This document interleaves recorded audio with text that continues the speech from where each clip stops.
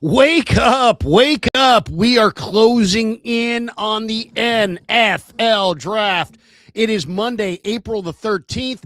Get out of the rack and let's talk some ball. He's Damon. I'm Larry. You're you. Let's go.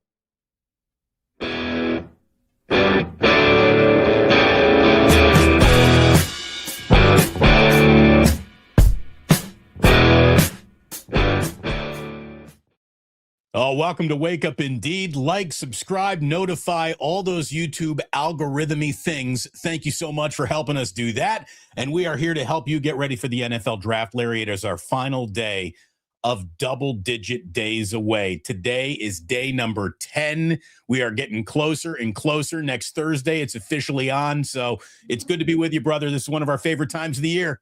Oh, man, we're closing in. It's the Super Bowl of the offseason, a very important draft for the Niners. And insider Jordan Schultz, Damon, reported this weekend that the upcoming draft is expected to be one of the more trade-heavy drafts in recent years. The quote was, "The expectation among NFL teams is that the 2026 draft will be one of the more trade-heavy drafts in recent memory, according to multiple league sources, specifically on the defensive side of the ball.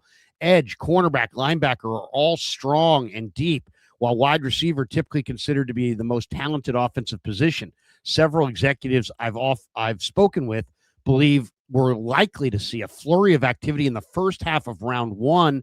Additionally, because this specific draft lacks depth in the later rounds, many teams plan to pursue extra day 2 and early day 3 picks per league sources." And I think probably the most interesting aspect of that appeals to the Niners, or could appeal to the Niners, is they have 4 picks in the 4th round and no picks in rounds 5, 6, or 7. And I guess the question is this: does John Lynch parlay his multiple fourths for that one great player that he still sees on the board in the 3rd? Or do the Niners look at the teams looking to say, hey, we'll give you 5 picks in the next 3 rounds, but we want to be in the 4th round and move back for volume? It will be interesting. They only have 6 picks. You got teams with multiple first-round picks. Like you said, how the 49ers go about their 4th-round foursome is going to be fascinating, right? I mean, they are either using that point in time to just take 4 players off the board in near consecutive order, for goodness sakes. I mean, when you look at the way it all flushes out, we're talking about 127, 133, 138, 139. So you got a handful of choices in just a small number of picks right there. So the Niners could really get aggressive with just taking who they want, or they could do some packaging. I don't think moving up is necessarily the route I see them going. I don't think you do either, Larry. I don't think them moving up, but them moving back and being a team at 27 that is in play for a team who wants to come up. I think that's totally in play for this upcoming draft. And then we'll see the other big players on the board with their multiple first-round picks. I do see this being a trade-heavy first round, a lot of picks getting swapped around. I think it's very realistic. Well, we're also hearing lots of talk about the Myles Garretts of the world, and there could be some trades. A.J. Brown, Diana Rossini. I mean, there could be lots of trades. So Diana's value has really dropped in just this past week. It's late evaluations on her have people asking questions, Larry. Well, yeah. The question they'll be asking 10 days from now is, why is she hosting Sports Overnight America on Sports Byline USA Radio Network? Hey, it's good work if you can find it. Look at it this way. Right now is like, hey, man, get out of my gig. Get off my gig, man. Seriously. Thanks, everyone, for being here. Hit like and subscribe. Speaking of important picks, we're going to tell you about Prize Picks. We're both sponsored by Prize Picks now on our channel, so we thank them for being aboard. And, of course, Larry, let me tell you, as you get ready for all the picks and selections that are out there in the upcoming NFL draft, look at all the choices that you get whenever you walk into an Ike's. Tons of choices to be found. One of the best sandwiches in the world. And if you didn't think that sandwich was the best sandwich in the world, just order another one. That will eventually hit the bullseye of whatever you think is the best sandwich in the world. There are so many options. Get yourself to Ike's. Thank you so very, very much. Yeah, and of course, check out Pig and a Pickle. The best barbecue in all of Northern California is Pig and a Pickle. They are fantastic. Check them out. They're in Emeryville. They're in Corte Madera, and they're soon to open in Petaluma. And they're open 7 days a week from 11 a.m. till 8 p.m. or until they run out. And I say that every time people say, do they really run out? Yeah, they do run out. It's real barbecue, and They make enough for what they think is enough for the day, and they may run out at 5 o'clock. So get there early, get some brisket, get the brisket chili. The brisket chili is absolutely amazing. But everything there is fantastic. And go say hi to Damon and Mary. They're big supporters of the Krug Show. Also, as Damon said, Krug Show is presented by Prize Picks, America's #1 sports picks app. Prize Picks is super simple. You just pick more or less on player stats or game outcomes.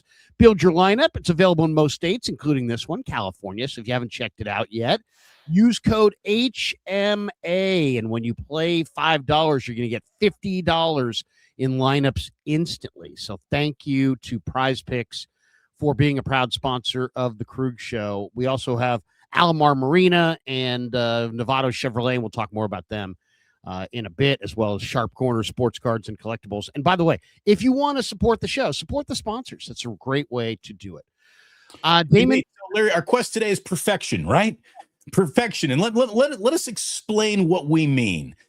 There's what we think should happen. Right. Then there is the bias that we might bring to our own evaluations and channels. Let's try to shake ourselves of that and talk about players who we think on day one from any draft position, from any round, would just be instant contributors on a team that could use a few, that certainly doesn't lean into its youth as quickly as other teams may. And whether that's on Shanahan, the development, the lack of liking the player the minute after they draft them, who knows? We're talking about fits, though. Who would fit the systems that we're going to see? And what's interesting about this is we're going to have a whole new defensive coordinator in here this year. So there's a lot of varying systems that I think are going to be a little bit different. I don't think it's going to be a straight wide nine only football team. I think there's going to be an awful lot of, dynamic schemes that we see in this new 49ers defense. And the defensive line, obviously, I think is still very much a work in progress. I would like to see a decision on Joey Bosa made this week, one way or the other. I mean, are you going into are you going to have that guy on your team? Yes or no? Because I think if it's a yes, it changes what you're looking at with the first and second round picks here for the 49ers. He may be a post-draft decision. It may be like, hey, we're going to try to go for an edge, and if we don't get one, maybe Joey's fits our budget, or maybe as we get closer to camp, Joey's price tag comes down. Or maybe it goes up. I mean, you just never know. He did lead the league in forced fumbles. But I think the first discussion before we get into what's real, like what's like an ideal, realistic target for all of their needs, we should talk about their needs for a sec. Because, I mean, I said it to you right at the start of the offseason. Damon, I think they have a dozen needs, right? And we went through it, and there was a lot of them. But since that point, you look at some of the things that have happened. It sounds like Mac Jones is not going to go anywhere. And if he's not going anywhere, quarterback is absolutely not a need. They have 4. They have your guy Rourke coming off of a redshirt year, who they really like, according to the reports. They have Adrian Martinez, who they like. They brought him back after he went to the Jets for a few weeks. Obviously, they like Mac, and obviously they like Brock. They paid him a ton of money. So quarterback, not a need. Not a need. The Niners signed Jack Jones, a full-time starter the past 2 seasons, on Friday, Damon. Yeah. And this was after you and I did our show, correct? It is. So let me give you the breakdown. He started 33 of 34 games the last 2 years. Started all 17 games for the Dolphins last year. He was a 4th-round pick in 22. He had a pick, 2 fumbles forced, 6 pass breakups. He started 16 of 17 games for the Raiders the season prior. He's 28. He's got 8 career interceptions. 4 of the 8 he's taken back to the house. That right there is pretty freaking amazing. 33 pass breakups in 59 games across 4 NFL seasons. What do you think? He's one of those just professional corners. I don't think he is the guy who changes the way your defense plays. I've seen an awful lot of numbers that he has put on a side of the field that gets less attention. Therefore, some of his numbers are a little less than, you can bank on him producing like this at all times. I will tell you without even apologizing that I have not ball hawked the Miami Dolphins secondary last year, so I can't really remember a single on-field moment that he had. Everything that I've looked about him, I've read about or watched on YouTube. And he does give up a disturbing amount of, like, geez, there's a lot of touchdowns for a guy who's giving up so few catches. So what's going on there? Is he susceptible to the deep route? And he might be, but he's a good player. I mean, he's an experienced corner with thousands of real live snaps on his body. He played, I think, 92% of every defensive snap for the Miami Dolphins last year. He's a guy that evens out a room. I mean, we're looking at this as either, a depth piece, or this is Renardo Green's replacement here in the starting lineup. Your cornerback room right now is Diamador Lenore, Renardo Green, Upton Stout, Jack Jones, Darrell Luter Jr., Eli Apple, Saran Neal, Trey Tomlinson, Nate Hobbs, who they also signed just a week or two ago, and Jacob Robinson. That's already too many corners to even carry. So just in terms of need, Larry, I don't think they need a corner. I know, man. Your guy Pons is like my favorite guy in the draft, but I got to say, I don't think the Niners should go in that direction any longer, even though I'm a big fan of the corners that could be camped out right around 27. Chris Johnson, San Diego State, Keontae Scott, Miami, and your guy Pons are all going to be on the board there most likely. And I was like, man, that's where the value is. But Damon, you need 5 good corners, and you need to go to camp with 7 or 8. Okay. And right now they've got, unless they're going to trade him, unless they're going to trade Renardo Green, Upton Stout, Demo Lenore, that's pretty good threesome. Luter has never been able to do it, but you still have him. He's long, rangy, athletic. Now you have Jack Jones, who I love Jack Jones's confidence. And some guys you get and they like never play games. They're always hurt. They don't play. This guy just plays. I mean, he may start. He literally may start opposite Demo Lenore instead of Renardo Green's replacement week 1. Right. So you got Luter, Jack Jones, and Nate Hobbs as your second trio of corners. And then behind that, you've got Saran Neal, who's a special teams ace, is absolutely going to make the team. He's very respected. He's one of the best special teamers in the league. You got Jacob Robinson, and I'm telling you, man, this guy is a player. He wore 49 in camp last year. They somehow got him through waivers, through the IR, all the different, lists throughout the year. He didn't get plucked.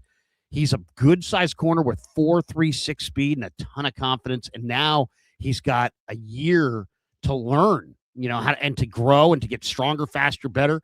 So the other guys I don't think are really players. I mean, Tomlinson, Eli Apple. But you know what? Green, Lenore, Stout, Luter, Jones, Hobbs, and Jacob Robinson and Saran Neal, you have 8. That's 8 corners. Corner, they do not need a corner. They cannot go corner and with any high pick at all. So I would take quarterback, not a need. Corner, not a need. You could argue that backup offensive lineman with the addition of Verdarian Lowe, Brett Toth, and Robert Jones, maybe their need for a backup offensive lineman is probably not there. Do they need a tight end? I don't want to step on this conversation with the conversation we're about to have later, but they need some consensus here on Trent Williams. They need to know whether or not one of them. Okay, yeah, we're getting to that because there is some news. Offensive linemen. This is a question that needs to be answered before we can almost have this discussion. But I mean, I'm just talking about the backup O line. So they got 2 or 3 backup O linemen, right? So let's say they like their depth on the O line, because like we were talking at the end of the year, they need 2 or 3 O linemen. They need 2 or 3 D. Well, it was all true, except now they've gotten Verdarian Lowe, Brett Toth, and Robert Jones. So their backup linemen are kind of taken care of. So they've gone from they need linemen to they could really use a future left tackle, and they need a starting left guard. But as far as tight end, I would say it is a need. Some people don't think it is. Linebacker, I would say it is a need. Some people don't think it is. But the other needs are left guard, edge, safety, possibly running back, if you can believe it, tight end, and as we said, future offensive tackle. And I'll throw one more need in there that I don't think people have on their list. In 2025, Damon, the Niners used Jordan Elliott and Kevin Givens. Those guys combined to play 579 defensive snaps, or 53.4% of the defensive snaps. And they're both gone. So, yes, you have Collins and you brought in Odigizua and you have CJ West and there's Evan Anderson and Sebastian Valdez. But I still think one more defensive tackle, especially one that can play, is going to be important. Yeah. What they need is for CJ West's offseason to have been spectacular. What they need is for Alfred Collins' offseason to have been spectacular. And these two guys turn into, second-year players that are now instantly grouped into the trusted veteran conversation. That's what they really need. I've done this show about Spencer Burford. The most important offensive lineman they could use this year is Spencer Burford having a hell of an offseason, and unfortunately, that never really happened.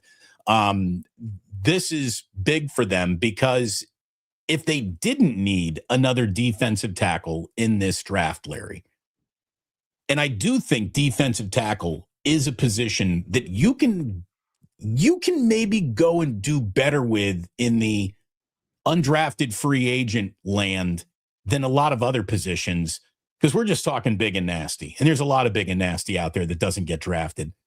I wonder if defensive tackle is still a need. I hear what you're saying about, Davis and the absence of snaps from last year, but I look at defensive line and I only see you need defensive ends. You need guys who are going to bend the edge, period. More than you need more beef in the middle. I hear you, but let's look at the numbers. Look at the numbers here. They have Mikel and Bosa and Samo and Keon White, and they just signed Cam Sample. And they have another undrafted or a late round guy from last year they kind of like, and Bradley King. So I kind of think they're in the same spot at both spots. I really do. I think they've got guys. They've got the position, quote unquote, filled, but they need upgrades. I think the edge upgrade is they need a real edge burner. Like, look at that group. Bosa's gonna had 3 ACLs. Mikel was never an edge burner. Sam O's greatest strength is that he can flex inside. Same with Keon White. Same Cam Sample is known for his versatility. They need that guy who is an edge rusher and only an edge rusher, who's just he's Von Miller or he's Cassius. They need that difference maker. Well, you said he's Cassius Howell. You just tipped your pick, Larry. It didn't have to be Cassius Howell, but I'm just saying they need somebody who's not going to flex inside, right, who's not a combo player, who's not a trial and error kind of no. You need a proven agent here. Right. Somebody who can. You don't need a versatile player. You need someone who's going to get you 9 sacks next year. You need a big time guy. Okay, so why don't we get right into it? And I'll go first on the wide receiver. The Niners need a wide receiver, but do they really need a wide receiver? Well, it's hard to say, right? Because they are interviewing a lot of guys in the first round: Denzel Boston, Casey Concepcion, Omar Cooper Jr., and others. Chris Brazzell got a 30 visit from Tennessee, the big, tall, skinny Tennessee wide receiver. So there's a lot of receivers that they potentially could have interest in. To me, there's really 3 that I could think of, but the one I'm going to go with here is Reggie Virgil from Texas Tech, who is, the 19th best wide receiver on Draft Tech, projected to go right there in the 4th or 5th round. He's a 6'3", 190-pound wide receiver from Texas Tech, and he played opposite Caleb Douglas. And your argument here is that he would be the perfect fit, and I'm going to tell you perfect value in the 4th. Well, I'm going to tell you why I think he's a fit for the Niners. He has spent this entire offseason working out in Houston with Mike Evans. And Mike Evans is, I think would be a great tutor for this kid. I don't think when you look at the depth chart for the Niners and their other needs that they can go wide receiver in the first round. And I'm not even 100% convinced they can go wide receiver in the second round. But they did work out Caleb Douglas from Texas Tech, who is 6'4" and ran in the 4.3s. And as I said, Reggie Virgil, his teammate, has been working out with Mike Evans this entire offseason in Houston. And I just think that, let's keep that thing going. Niners need a receiver or two, but not necessarily with a high pick. And Reggie Virgil, Caleb Douglas are day 3 receivers. If I wanted to throw Dylan Bell in there, I think he's a post-draft, undrafted free agent type receiver who fits them as well. But Reggie Virgil, because of the relationship that he's got with Mike Evans, and Evans is going to be the leader in that room, and this kid already has been a very impressive receiver. He was only a 3-star guy coming out of high school, but he's just he's a former basketball player, and he's a smart kid, he's a confident kid, and I think he's going to be really, really good. I wouldn't mind him, Larry, as a 4. I wouldn't mind him in that group of the compensatory 4, shall we call it? Those 4 picks there in that 4th round. I think he would be a fit there. And to me, when you talk about like what player would be perfect, so I obviously have some bias here. I'm glad to see that it's not just my bias; it's also Matt Barrows who sees the same thing. When it comes to Omar Cooper Jr., I don't think there is a player who is ready to fit what Shanahan does with his wide receivers coming out of this draft more than Omar Cooper Jr. Now, I don't think he's getting drafted, but if you're talking about what's the perfect fit, no, I mean, I don't think he's getting drafted by the Niners. He's not getting drafted by the Niners because a pick in the 1st or the 2nd round of a wide receiver is an indictment on the room as it exists. They didn't sign Mike Evans to not play. They didn't sign Kirk to not play. The one thing about your guy, though, is your guy absolutely is he's another culture player. Yes. So there aren't a lot of wide receiver culture players because a lot of them are divas, and they really you want to talk perfect fit. This guy's not a diva. This guy's a culture player. This guy's to be a perfect fit in Shanahan's offense, you got to be a downfield blocker as much as you are a downfield deep threat. It's just it's as important to the position as your freaking hands or your ability to separate in Kyle's offense. And he checks all those boxes. But I just don't think, based on what they have, and DeMarcus Robinson is still in the room, and Jordan Watkins is still supposed to do something, and Jacob Cowing is here for a reason that doesn't make sense football-wise, but he's still here for a reason. So that must be to play some snaps at some point in his career. Do they have a need? They need a wide receiver that they can play and trust, but I don't think they've got that 1st or 2nd round need. And if you are seeing a wide receiver off the board in the 1st or 2nd round, I think that is an indictment on their belief in Ricky Pearsall being the guy to go forward with. I'll go further than that. I think if you see a 1st or 2nd round receiver, I think it tells you that Ricky's getting dealt because there's just no way. There's no way. I mean, you can't invest another high pick in a wide receiver if you're going to have Ricky and Evans and Cowing and Watkins. Now, some people look at Cowing and Watkins and go, Krug, you always count them. They're not going to make the team. And I'm like, no, I disagree with you. I think that the people that I've talked to not, but Watkins is on this team. Watkins for sure is making the team. I mean, for sure. But I mean, the people that I've talked to down there around the coaching staff, you would swear that they like Cowing more than almost anybody in the room.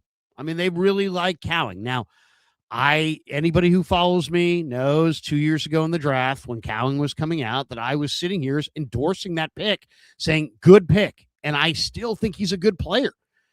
This guy can play. It's about durability, toughness, and availability. His durability hasn't been such. He hasn't been able to get on the field. It makes us 2 years in question his toughness. And it's now or never for Jacob Cowing. But his college career did show a guy who didn't just have speed, who had speed, route running ability, ball skills, and made plays at 2 different programs over the course of a 4-year period. So I really like him still. So we'll see. But so that's interesting. So you have Omar Cooper. I'm saying either Reggie Virgil or Caleb Douglas, but I'm going to go with Reggie Virgil on the Mike Evans. Here's the thing, though, but I'm not saying, but I'm just saying he would be the perfect fit. I don't think they're picking him. I don't think he's getting drafted to the Niners. Okay. but we're just going perfect fits. So and some of these guys, first of all, some of these guys can't. All these guys can't make it to the Niners most likely. All right, let's go to offensive tackle, because this is a spot where you have Trent Williams, and why don't we talk a little bit right here before we get into this spot on what is going on here with Trent Williams. The latest on Trent Williams is out right now, and that is from Coach Yak's Twitter, and it's a report according to Jason La Canfora, who I'm not bashing Jason La Canfora, but I just wouldn't take everything he says to the bank. Let's just say that. But he says the report is 49ers have reportedly sent over a revised contract to Trent Williams in the past few days, and there's a chance the situation gets resolved early this week. Now, I do find this funny because I love Coach Yak, and he's a good guy and everything, but he took this report, and the report is actually embedded in the picture here, okay? And then he summarized it up here, but the summary up here doesn't equal the report down here, okay? So once again, I'll read them both to you. The first one, the 49ers are reportedly sent over a revised contract to Trent Williams the past few days, and there's a chance the situation gets resolved early this week. Okay, if you read that, you're like, hey, Trent's back. Well, all right, babe. I don't know if I read that as Trent's back as much as I just read we're going to get conclusion. And that is what the situation needs now. You either need to be all in or all out of Trent, and you need to deal him accordingly or start a future Hall of Fame left tackle in week 1, which is, I think, the right thing to do and would greatly affect and change what I am doing with the first pick in the draft. My ability to look at that 27 and think, can I come back now? Can I draft back? My point is just that it comes across like, hey, it's all a positive story. But then when you read the bottom part, here's the bottom part. Okay. As we hear it, the 49ers made another push to try to get closure in this situation and sent over a revised contract to Trent Williams within the last few days. League sources indicated there's a chance this gets resolved early this week. A chance, okay? Depending on how comfortable the player is with the latest proposal. And here's the key line. And should the sides not make headway over the coming days, there is potential for this to get sideways. So 49ers, and then the last part, it says the 49ers are willing to pay Williams basically $36 million guaranteed over the next 2 years, with about $24 million to be paid to him this year. So maybe $24 million this year and the balance, the 12 next year. Is that how that's going to go, or is next year going to be? I don't know. Obviously, look, the 49ers see him as a 38-year-old they need to have a plan B for. He sees himself as the premier starting tackle in the league. According to Ralph Barbieri, 2 things can be equally true, and both of them are. There is a true value that he possesses. There is a certain lack of value that anyone at his age also possesses. And everyone needs to come to terms with what they think is most important here. And the 49ers, I think, owe it to themselves to put the take it or leave it deal on the table. I know they don't like to go that hardball, especially with a player like this. But to me, if they go into this draft, don't address tackle in a very forward-facing way here, Larry, and then they turn around after the draft and sort of want to renegotiate with Trent Williams, well, you can forget about anything other than the highest possible price point, because now Trent's totally got you over a barrel. Totally. I mean, you cannot have, we didn't address tackle here in the draft, but we're still negotiating with Trent Williams. You're blank checking Trent Williams if you don't address tackle in this draft. You're saying do what they did with Ricky or with Aiyuk. Go draft Ricky and then kind of undercut Ayuk's negotiation. Grant Cohn has suggested that that's the plan as well, that they're going to draft a tackle to undercut the negotiating power of Trent Williams. I don't think it's quite in that situation. I don't think it's quite as contentious as that, but I think the point should be taken. I think you're right. I think he's right. If you have it's no different than any other job. If there's somebody sitting right there who can do this job, then you don't have job security, right? If there's nobody there sitting and doing your job, then you might have job security forever, So that's a big Here's part of something it. that no one's even thought of or talked about in this whole tackle conversation. Imagine a world where you're moving on from Trent Williams, and in week 3, Colton McKivitz goes down for a significant portion. So now it's not Trent Williams. Now it's not Colton McKivitz. Season over. Now you're in a whole bunch of trouble right off the rip. You weren't even thinking about Colton McKivitz here. You were so busy thinking about Trent. I think they need to bring him back. I think they need to bring him back and look tackle still in the first round, whether you can get that player on the field or not. They have so painted themselves into the Trent Williams corner that if they don't start unpainting themselves from that corner, I just think it's bad for business. We talk about team construction and the right ways and wrong ways to do this. I think they've hit the wrong way here with Trent. Luckily for them, even in the wrong way, they still have a hell of a player. So, you're either giving up future money to invest in your team, or you're going to be giving up snaps this year to further invest in this offensive line down the road. And either way, you got to kind of bite the bullet. To me, I would bite the bullet of it's just money more than I would bite the bullet of, and we got a rookie starting at left tackle. That to me, there's too many variables there. Trent is a lot of things. He's not a variable other than you get very, very good production whenever he's out there. No doubt. So and yet the 49ers also, there's only so many guys on a roster. There's only so many people you can have. Hey, man, I'd be playing take it or leave it. If I'm the Niners this week with Trent Williams, be like, look, man, we've done this a couple years in a row. We've been friendly about it. We've gone to coffee. We've gone to whiskey over this. We've had tea. We've done it. There's no amount of running hot or cold on this. Trent, you fucking in or you out. Here's the money. This is what we're offering. What do you got? You in or you out? Yeah, I mean, it's, I don't think they will play that kind of hardball, but I wouldn't mind it. All right, so let's go to the next position. Let's go with the future left tackle.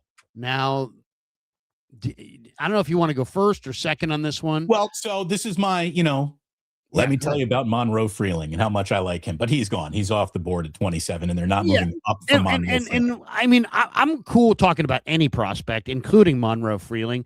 But I think in fairness at this point, since we're inside of whatever the window of the draft coming up, we should probably try to either go with players that either are going to be there for them, or it's realistic. I think the talk about Monroe Freeling sounds like he may go 7th, 8th, 9th, 10th. He is arguably the first tackle off the board. Yeah. So there you go. The first tackle off the board. No. 27. No, it's not going to be him. I don't think it'd be the first tackle off the board. I think that Fano kid is going to be the first tackle off the board. Or Maui Noah. Maui Noah is going to be the first tackle off the board. But some people think Maui Noah is a guard. So I thought that's what you meant. But then then it's going to be between Freeling and Fano, and I'll go with Fano. But yeah, that's a beauty in the eye of the beholder.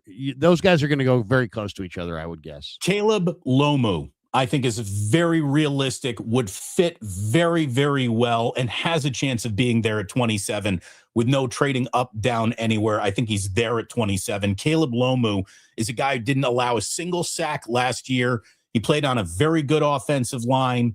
Utah doesn't have a lot of sexiness to it, but that's a good culture football team. It really is. I think that he is a very, very good fit. And if, my God, he were to be there at 58, that's the easiest draft pick the 49ers could possibly make. It's funny. I saw Matt Mayoka with Field Yates, and he was discussing, Caleb Lomu versus Max Ionacher. And it's Ionacher. That's how it's pronounced. And Ionacher? Is it so? Ionacher. Ionacher and Ionacher. Okay, good to know. Good to know. Yeah, you can. It's in the draft guide. It's in the more of a man with more of a project in Max, and you get less of a project and less of a mountain of a man in Caleb Lomu. I just think that I know Lomu's the safer pick. But if you're going to take an offensive lineman in the first round, I think, there's no year that anybody this talented. There's no year that this kind of talent would fall to 27. And I don't love the idea of the Ionacher pick if Trent's coming back, because I don't know that he can play left guard. And I really don't want to see the Niners get a 0 overall out of their first round pick in 2026 because they took a guard, it took a tackle, and they have their starting tackles, and he's just learning. I don't want a learning year where he doesn't play. And I don't know if he can play left guard. And it's like people say, oh, if you can play tackle, you play guard. No. And not only that, everything happens so much easier, so much faster inside, that if you're really raw, you're going to struggle inside because you have no time. Everything's right now, and it's all about technique and hand placement, and everything's got to be choreographed and perfect. So I've got a lot of concerns about him, but I can't. If it comes down to Lomu or Ionacher, I'm going to go with Ionacher. I'm just taking a shot. His film's too damn good. He looks too damn good. There's nobody in the league that looks quite as good as this guy at this age with this kind of experience. If Chris Foerster is worth his weight as a coach, that everybody says he's the greatest, then you should. There's no doubt you should take Max Ionacher, Ionacher or whatever. There's no doubt, because if you have a great prospect and then you have a great coach, you got to do that. I don't think you take a lower level player who's wasn't even the best player on his offensive line. But that's not who I'm going with. I'm not going with left tackle. I think the 49ers ought to go with Austin Barber in maybe the 4th round out of Florida. Now, this guy did have a bunch of penalties, okay? And that part of it, penalties are obviously not good.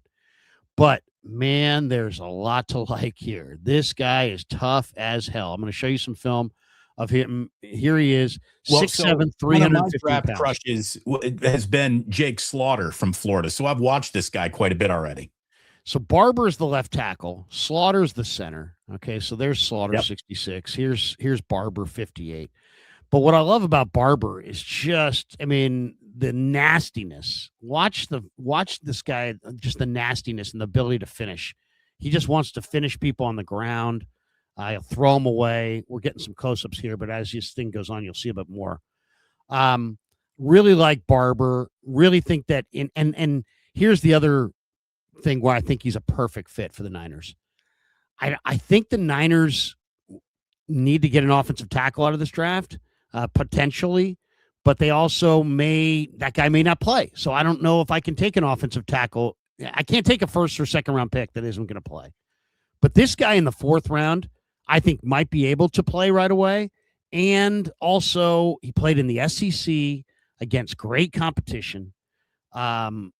Really, really like Austin Barber. I think this is one of the best players. Now, what do I love the most about him? He has spent this entire offseason working on his game with Joe Staley. And who's Joe Staley good buddies with? He's part of the Cabo clique, as they say. Shanahan listens to Joe Staley. And the fact that Joe Staley has been working with this kid, I think is a great thing. This kid is really talented. The grip strength, 99.0 run blocking grade this year. Former high school basketball player. The guy's experienced, Damon. He's played over 2,700 snaps played. See, unlike Ionacher, who's really raw, this guy's ready to go. This guy can be a swing tackle. He can play left tackle in the All-Star game. He played right tackle to show his versatility. He can block in space. He had a 66.7 pass blocking grade in 2025. 29 career penalties, which is too many. But a lot of those are after the whistle kinds of things, and he's kind of a nasty finisher, maybe even to the echo of the whistle. Here's the thing. Is he better than Verdarian Lowe? No, there's no doubt. Is he better than Verdarian Lowe? Yeah, there's no question. No question he's better than Verdarian Lowe. Verdarian Lowe's obviously experienced and maybe not on day one, but this guy I think is a good tackle. 6'7", 315, 320, good feet, and he's played both the right side and the left side. He's got real stature. He's gone up against the best rushers in the best conference in America, and now Joe Staley's been working with him, and I love that. So I'm going to go Austin Barber as the perfect future left tackle. And I think you can get him with one of those 4th-round picks. So to me, the single most perfect fit in this draft for the 49ers, who will be there for them with their 4 4th-round compensatory picks, or 3 of them are compensatory, 1 of them is theirs. But whatever, those 4 4th-rounders, there is no more perfect fit. And I got into this with you a little bit on Friday, Larry. I'm going to come back to it. He is the star of today's thumbnail on the Plus, Kadyn Black. There is no more ready to go day one, I think, player in this draft, especially when you're saying, so we're not drafting you to be our starting running back. You're drafted to be a guy who helps Christian McCaffrey through this season, a guy who's going to take a lot of those in between the tackle carries from the 20 and in. A lot of those, Christian can't get hit like that over the course of 17 weeks. And we're going to have you come on in. And when you come on in, we just need you to produce something according to the NFL average and never fumble the ball, never turn it over. And this is the most never turn it over running back in this draft. I think Kadyn Black is an easy call for the 49ers and would be like universally that's a great pick, from, Todd McShay to Mel Kiper to the stingiest, angriest content creator the Niners have, whoever that is. I think everyone would be like, Kadyn Black, 4th round, you're getting that guy. Coming in at pick 138. That's easy money. It's just sitting there for you. Go pick it up. Kadyn Black. And you don't need to worry about, do you think Jordan Watkins is going to play? Do you think that, or the other kid from Oregon who they drafted and didn't play until the Seahawks game in the playoffs? Jordan Watkins. Jordan James. Jordan James. Thank you very much. Too many Jordans. What do you do with Jordan James?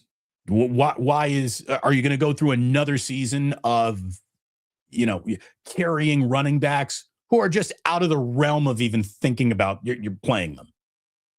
That can't happen anymore. You can't have guys on your team that you're definitely not going to play unless the entire position group gets in a van accident. You know what I mean? you cannot. I like that. First of all, Kadyn Black is a tremendous back. I mean, he was with Cignetti at James Madison. He transferred to Indiana. Culture. He's a culture player.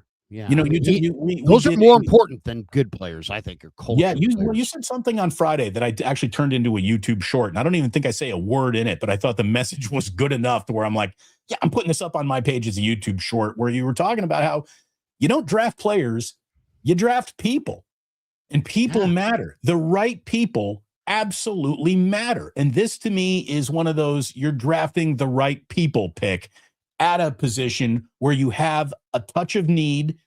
And the number one disqualifier, the number one reason why you might get Isaac Guerendo'd is if you are turnover prone. Well, this guy eliminates that number one reason for Kyle to fall out of love with him on the day he's drafted. He does not fumble. He will not fumble. He won't fumble. He can't fumble, Larry. It can't happen. He's an amazing tough guy too. I mean, he's got leg strength for days. He moves the pile. I mean, I saw it in the All-Star game. He saw it this first 3 runs in the Senior Bowl. It was like, Kadyn Black off to the right, off the left side. That's a gain of 4. And then all of a sudden, pause. Whoa, wait a second. He's still going. Hey, whoa. No, that's going to be a Kadyn Black for a gain of 7. Great run there by Black. And as you see here, Dom, he really pushed the pile. Next play, they hand it to him up the middle. Kadyn Black, a gain of 4, and he keeps going. We'll say that's a gain of 6. I mean, Kadyn Black, and this was at the end of a long, arduous season, a long playoff run, played in the Natty. Everybody else was rested and ready and laying around on just getting ready for this whole thing. He was playing and grinding, and he still showed up, and he was unbelievable. So, yes, that's a great one. Kadyn Black is a culture player. I'm going to go at running back with Mike Washington. And here's Todd McShay. Oh, wait a minute. So my first question is, Larry, you're spending a 2nd round pick on a running back? I like Mike Washington. Yeah, I do. And I'm moving back to get another pick I'm moving back in round 1 to get another pick so I can draft Mike Washington. I'm going to move back from 27, hopefully into that 35 to 40 range, and get one more pick on day 2. Yeah, because I don't think this guy's out of the second round. I think he's a second round pick. Here is McShay on his podcast, and this is a short. You can see this, right? Yes. Okay. Here's McShay talking about him. Listen to this. Tell me what you think. Mike Washington had a workout equivalent to that of like a top 15 pick at the running back position. That's not often. Mike Washington from Arkansas, who we told you, really good tape, catches the ball, power back, all those things that you look for in the NFL, came to the Senior Bowl and stood out as probably the best running back there in totality. Mike Washington's 6'1", he's 223 pounds. I just told you the numbers of Jadarian Price, who was the talk of the town in Indy today. He had a 39-inch vertical. He's bigger. He's 2 inches taller. He's 20 pounds heavier. And he had 4 more inches on his vertical. He had 4 more inches on his broad jump. They were both second best. He ran a 1.51. I told you Jadarian ran a 1.61. He ran a 1.51. It was the best of any running back in this class this year. It's elite, man. Take that with the WAJ, the weight adjusted number, at 1.51. He ran a 4.33. Also best. How does that not solidify him at least as a day 2 pick? Mike. What do you think? Well, so sexy player, sexy numbers, great combine numbers. We went through an entire college football season without using his name once, though. I mean, I'll say that. You know, shame on Arkansas for not getting more out of him. They were bad this year. I mean, you know, they weren't. It wasn't a great team. Taylon Green is a prospect, but he didn't have a particularly good year either, and yet he's in the draft. Larry, I just think we were talking about perfect fits.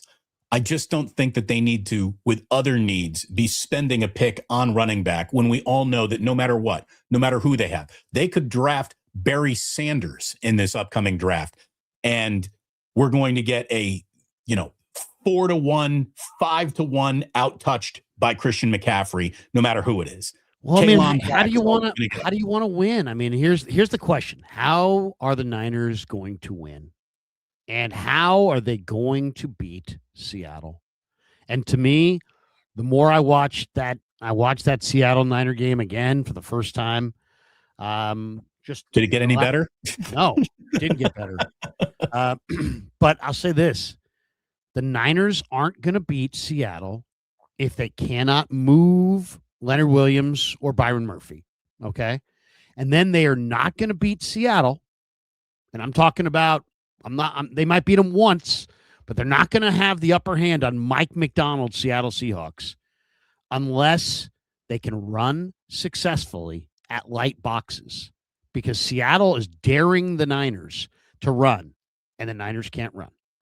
And they said it was, it's not Christian, but then immediately upon review of the season, it's like, we need to get Christian, we need to have some shared touches. We need to, and he's an older player that's been used heavily. No matter what.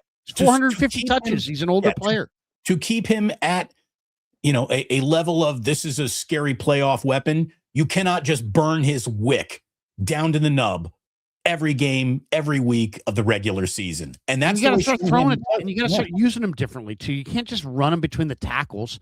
So I think they need a couple things. They need to bolster that offensive line. They need to start being able to bully people inside.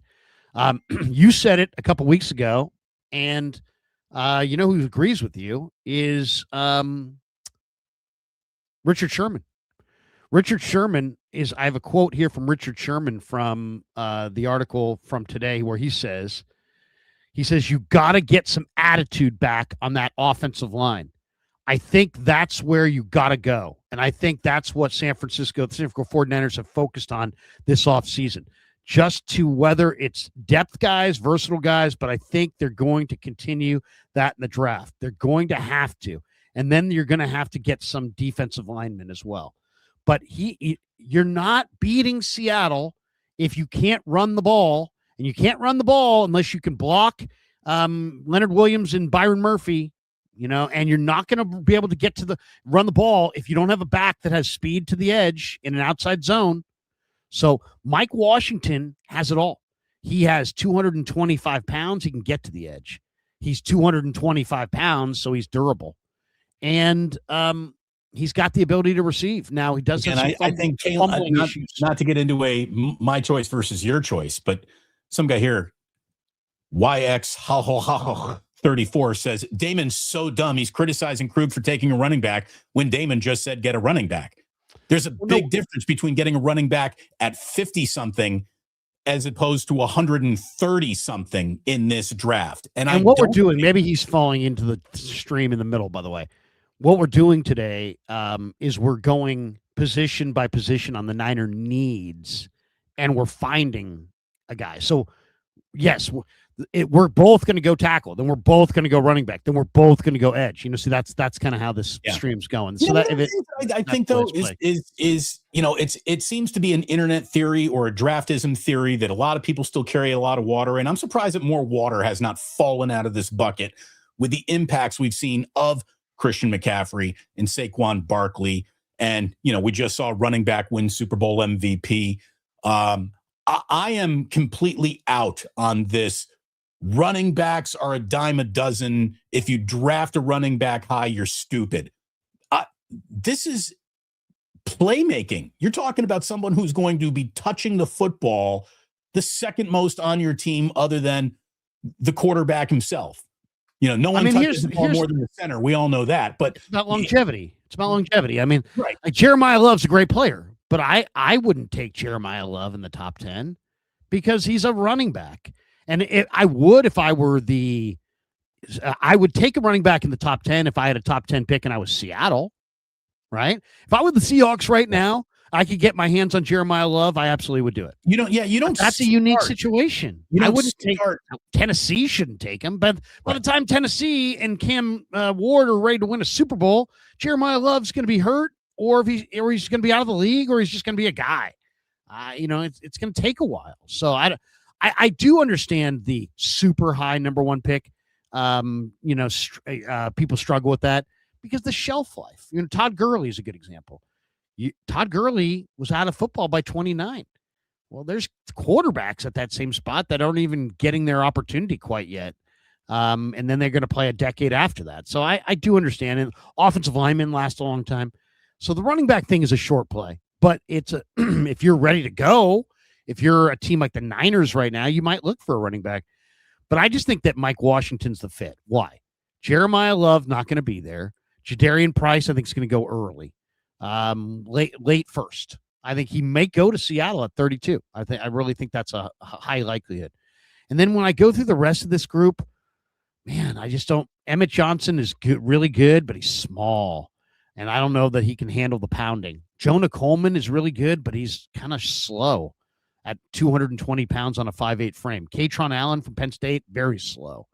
And then you've got guys that are fast, like Seth McGowan from Kentucky, Damon Claiborne from Wake Forest. But a lot of the book on Claiborne is that he's kind of a crazy guy. Then there's Nick Singleton from Penn State, but his instincts are not great.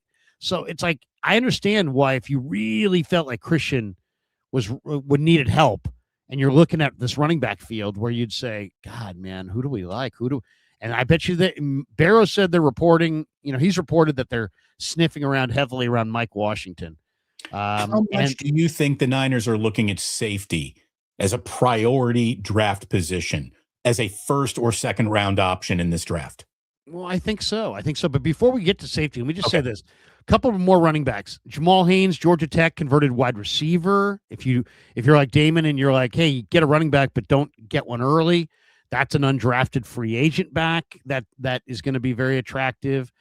There's a Florida international kid named Kajon Owens who's got a lot of McCaffrey to him. He can catch it. He can run with it. Mediocre 40 time, but he's a really good player. And the last guy, Jam Miller, I think might be a good fit for the Niners just because Bobby T likes running backs who block. Jam Miller is probably the best blocking back in this draft. Your guy, Kalon Black's a great one. And Jamari Taylor from Virginia is another guy. Great contact balance, which is also what Kalon Black is really good at. So And then some people like Eli Heidenreich as a convertible, Navy wide receiver, running back, that he could be a Christian clone. So those are the guys that stand out. I'll go with Washington. You've got Black. Let's go to safety. Let's move to safety because you brought up safety.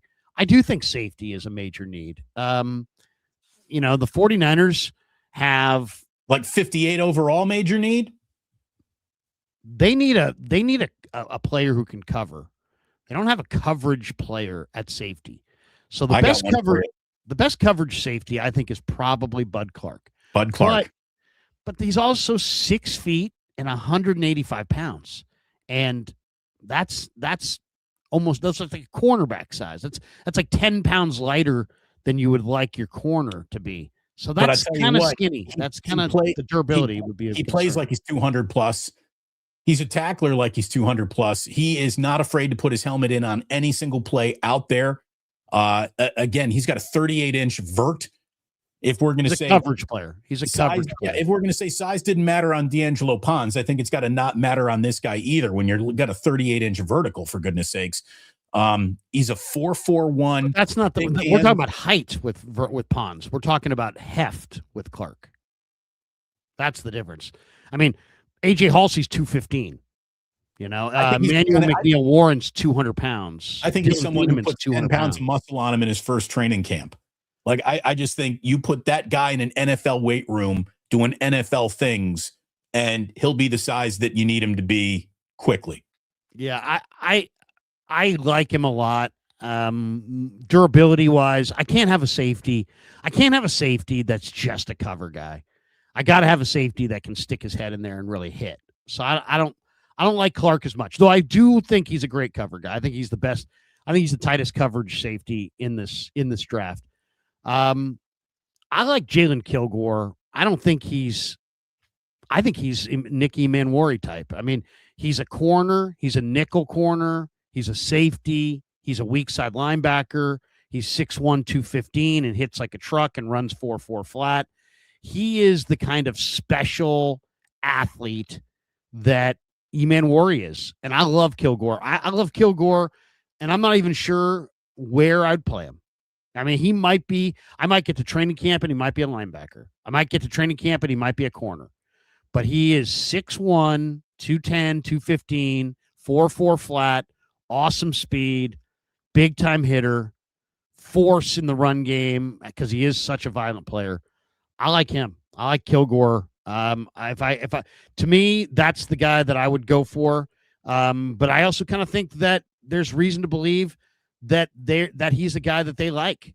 And the other name is another safety they met with it early in the draft process.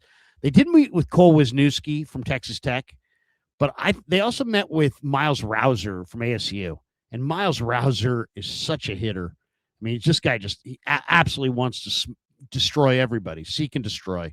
So I just think that John Lynch is going to see that and be like, give me some Miles Rouser. So I like those two guys, Jalen Kilgore, Miles Rouser. Who's your safety? Who's a perfect fit at safety? I like Bud Clark, and I do like him at 58. I would take him there. I really would. I think that he's just the right player. And you talk about cover. We got a super that just came in, but it applies directly to this conversation. Just saying, should good safety prospects be 200 plus pounds? I mean, almost everybody on the field is 200 plus pounds in this league right now. You got wide receivers going at 200. I mean, there are just it's a league full of dudes. It's about your ability to move. I mean, it's not, you could be any weight. I mean, heck, the guy who was the best Niner rookie last year? It was Upton Scout. He was tiny. So, all right, let's go to tight end. Yes. Who is the perfect fit for the 49ers at tight end? So Kenyon Sadiq is the number one tight end in the. Sorry about that. I'm going to say, Larry, let's shout out Jake Tongas. Okay, I think this guy is the perfect pass catching tight end to be this year's playing for George Kittle. I like him an awful lot. Who's that? Tongas. I think the guy that they need is already on their roster. But then again, what happens if he gets hurt and you need more than one tight end? I'm looking at a name that I think is 100% there in the 4th round, and it's Marlon Klein, the 6'6", 250-pound tight end out of Michigan. The guy is a target. He's a mover of people as well. He'll be able to play on the line of scrimmage in a way that I don't think necessarily Tongus is physically ready to play. I think that this is your perfect second tight end. And in the 4th round, he's there, and I think would be an easy pick at 139. Who's that? Marlon Klein. Marlon Klein from Germany. That's a good one. Marlon Klein. Well, I mean, Marlon Klein from Ann Arbor via Germany. yeah. He's. I'll tell you, I the more I watch your guy from Indiana, and now he's not really a tight end. He's kind of a fullback. H-back. Yes. He's kind of an H-back. Riley Nowakowski. That's my guy. The more I watch him, I really, really like him. First of all, if you're going to play fullback, I talked to Juice about this, and I talked to a couple of the tight end coach before he left for Seattle as the OC, Brian Fleury. I said, Brian, why is it that it seems like, I was asking about Cam Latu. Why is Latu struggling? And he's like, you know what? It's a big mental thing playing tight end or fullback in this offense because of all of the shifts and the motions and the high volume of the playbook and all the different things that Kyle has. It's like every position's not like every other position. He's like, you really need cerebral guys who are breaking. It's hard for rookies to step in and play tight end in the Niners system. It's hard for rookies to step in and play fullback. And it's probably the reason they keep going back to Juice. But here's Nowakowski, who's played linebacker, fullback, tight end in his college career. He also has already earned his bachelor's degree in industrial engineering. This is a smart guy. He's pursuing a certificate in business analytics from Indiana. Well, and you got to love a brother with a Polish last name, right? I mean, that alone makes him intriguing. But let me just say this as somebody who watched every snap Indiana played last year. It's a blocker. With all the talent that Indiana had, a Heisman winning quarterback, receivers who are getting drafted for sure in 10 days from now, with running backs who are absolutely in play to be drafted. The amount of times in crucial gots-to-have-it moments they found and went to Nowakowski was amazing. This guy, for being an unheralded name, came up with more big plays in important moments in games that absolutely tilted Indiana's entire season. I'm talking about the Penn State game at Happy Valley, the Iowa game, where Iowa gave them one of their toughest games of the entire year. And he was great in that game, doing all the little things, all the dirty work, and then leaked out on 3rd down and kept the drive alive. Thank God he made that play. It was him as much as anybody in that offense. So you got a player, you got a culture fit. I like him too, Larry. I really do. Yeah, and I look at it as, is he a tight end? Well, he might be a tight end a little bit. He also might be your future Juice. He might be undrafted. No, I don't think he's going to be drafted. We're talking about the last pick of the 4th round, or in a trade back situation. I think you probably get him more like the 6th round. Yeah, maybe 7th round, and maybe he's undrafted. Yeah, he might be undrafted. He is. He's got one of those. He's a tweener. He's an absolute football tweener. How do you use him? Where do you use him? And I think most coaches look at that and go, I can't work with that. Where Kyle Shanahan looks at that and goes, oh, the options are endless. I can line this guy up in 6 different places and work with him. Let's go linebacker. Who is the perfect linebacker fit for the 49ers? You could argue that this is one of those, is it a need? Is it not a need? I mean, there's going to be, most NFL teams keep 5 linebackers. Some NFL teams keep 6. The 49ers right now have D. Winters, Fred Warner, Dre Greenlaw, Tatum Bethune. That's 4. Nick Martin is 5. And then they've got Luke Gifford, the special teamer. That's 6. But they also re-signed Garrett Wallow, the special teamer. So that's 7. You still have Jalen Graham and a couple other guys sitting around. So you got two special teamers that you like. One was an all-pro special teamer in Gifford, right? Well, and So that Trey Greenlaw is missing 4 games this year at least, right? I mean, you can pencil him in for 4 or 5 games. Yeah, exactly. And then you got Warner coming off an injury, and you got Winters. So then you basically your young linebackers who are not Warner or Greenlaw and aren't special teamers. You have Winters, Bethune, and Nick Martin. Bethune might be a tad slow. Winters, you wonder about his ability to kind of stack and shed.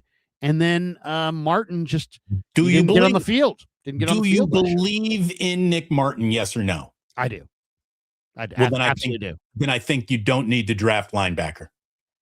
Yeah, so I would kind of agree. It's gone from like it's a need, but then at the same time, where's the great young linebacker? Do you have a great young linebacker? And I don't know that you do. And it would be really nice, like Jacob Rodriguez from Texas Tech is a very good player. I mean, could John Lynch take him in the first round? Could C.J. Allen go in the first round? I don't know. Torian York from Texas A&M is a small linebacker who they're saying is going to go in the 4th round, but he's very, very productive. Very productive. 5'11", 230. Very productive player in College Station. Or there's also there's lots of day 3 guys out there as well. Can I just dip back into my alma mater one more time for you here, Larry? Go for it. Aiden Fisher. Again, I was thinking perfect fits in those 4 4th-round picks. He's 100% going to be there. He might be the kind of guy that they took with the last compensatory pick that they have, and it still doesn't grade out well because people think Fisher could be a 6th-rounder or maybe even an undrafted guy. But he's one of those, you draft people, not players. He was a James Madison boy. He came to IU with Cignetti. He literally was in the middle of every single defensive play the Indiana Hoosiers made over the last 2 years as they, just took over the college football world. He's somebody who's made over 200 tackles in the last 2 seasons, 5.5 sacks, 2 interceptions in his senior season. I mean, color me biased, but I think he's a guy that you could put on this team and not asking him to be a day 1 starter. Just, hey, man, look, learn, and be ready. I think he would fit that role perfectly. I kind of feel like the 9. That's a great one, by the way. You're talking about Aiden Fisher. I mean, how do you go wrong? Another culture fit. I mean, another culture type player. I mean, this guy plays for keeps, man. This guy's playing for keeps. He's a real player. I'm going to go with Khalil Jacobs, who's another, I'm looking for probably not a draft pick, right? I love Eric Hunter from Morgan State, but I think Khalil Jacobs, the Niners brought him in for a workout. He's a Missouri linebacker who's from Mississippi, 6'1", 230, but he's a really great special teamer. And when you're looking for a guy on this team, at this point, anybody they get is not starting over Fred. They're not starting over these other guys unless they got C.J. Allen. And I don't think that C.J. Allen would be too much of a luxury. I think C.J. Allen would interest them an awful lot if he's there. I got to think they probably like C.J. Allen.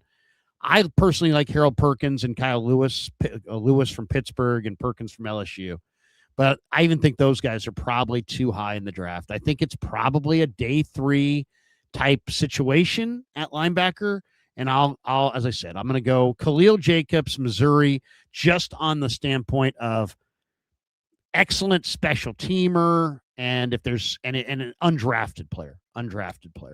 Well, what do you think of Josiah Trotter out of Mizzou? I mean, that's a guy who, if they you got to worry about the injuries. I think he's had some injuries. If they traded out of the 1st round and now you've got multiple 2nd-round picks, I could see him being a 2nd-round pick. If they value a Niner, if they value a need at linebacker, again, what they do in this draft will tip us off as to what they think of their own roster in some ways, right? Yeah, I mean, Josiah Trotter, they say have listed here at 75. I love him. I mean, this is one of the best run defenders in the entire draft. I mean, I absolutely love him. He plays nasty, Larry. He's a nasty player. Yeah, he's definitely nasty. All right, let's go. Did we go to? No, let's Go ahead. We haven't done edge. This. We haven't done guard, and we haven't Okay. done free safety. Or did we do free? No, we didn't do free. We did. We talked about a cover safety. So. Oh yeah, you went. That's right. Actually, I wrote safety down twice. You're wrong. We did safety. Okay, But so we did safety, tight end, linebacker, wide receiver, running back, and future left tackle. We've saved two of the best for last. Okay, defensive end and offensive guard. But did you want to talk about something else before? So what I wanted to bring up is the perfect way to slide right into this, because let's talk about what the Niners have done in the past. They have in the draft. Yes, they have drafted D-line with their first round pick more often than not, it feels like. They have also drafted guys who have come in for visits more often than not. Has Cassius Howell had a visit with the 49ers, Larry? No. By the way, they have since 2015, 1/3 of their first round draft choices came in for top 30 visits. So 2/3 didn't, 1/3 did. What edge have they had a visit with? Do you have the list of all visits? Yeah, I'll show it to you. Yeah, I can show it to you here. Hold on a second. I'll call it up here on the screen. You guys can all take a look. It's a lot of names at this. It's a lot of names at this point. But here it is. Pre-draft tracker. Okay. Let me share the screen and you guys can take a peek at and it's an extensive list, but it's a good list. It's a good list to peruse, I think, especially at this time of year. Again, not an end all be all, but it's a good list. If we're playing draft detective, you got to look at clues, and clues from past years are they talk to their first round pick more often than not. At least that's the way it feels. Let me just say this too. We have over 1,000 people watching right now, Larry, across all platforms. Twitter, YouTube, wherever else we're streaming. Hit like and subscribe if you would, please. And just as important, hit that notify button when we go live. We're going to be going live an awful lot with the upcoming draft. You'll know about it instantly. So thanks very much for liking, subscribing, and supporting the show through supporting our sponsors and all that good stuff. All right, here are the 30 visits allowed. So yeah, this is I'm going to move down this list slowly so you guys can kind of peruse it. But this is basically the list. And if you can't see it, Denzel Boston, Chris Brazzell, Casey Concepcion, Omar Cooper, Caleb Douglas, Romello Height, Malachi Lawrence, Cole Wisniewski. So a lot of Texas Tech. 1, 2, 3, 3 different Texas Tech guys, and they only brought in, 8 guys total. 4 different Texas Tech guys. Is there 4 there? Oh, no, sorry. It's Texas A&M. Yeah, a lot of Texas. So anyway, there you go. That's the 30 visits. Okay, but then there's all these too. There's virtual interviews, and they've had one with Brent Austin Barber, who I mentioned before. There's a lot of names here. Cash Jones, what a great name that is. Yeah. Running back from Georgia. Then they did a private or semi-private workout with a couple guys. This is Big Citrus, by the way, Dominique Orange. One of the great nicknames of the draft cycle is Big Citrus. Other meetings, there's some interesting ones there. Travis Burke is a 6'9" offensive tackle from Memphis that they met with. Very interesting name. Jamari Taylor. A lot of the talk about Jamari Taylor is that he has elite contact balance and that he is considered a guy that they really like as well. And they brought him in. And then reported interest, Mike Washington from Matt Barrows. That's how we got that one. I think that Ethan Sanchez one's kind of interesting. The kicker, right? Would they really be interested in a kicker? No. And this was when they went to their pro days. Khalil Jacobs, who I just put on that list right there from Missouri. So Ike Larson is an interesting one. They were at his pro day. So there's some interesting names there. Also as you can see, there's some really obscure players here. Adita Singh. Some of these guys are really raw, really, right. I mean, so what I think anybody in here, Larry, is they're already saying to themselves, we're going to spend more money in undrafted free agency than we did last year. We're going to start excuse me. We're going to start rummaging through the odd lot pile right now is what I see in those interviews and those conversations.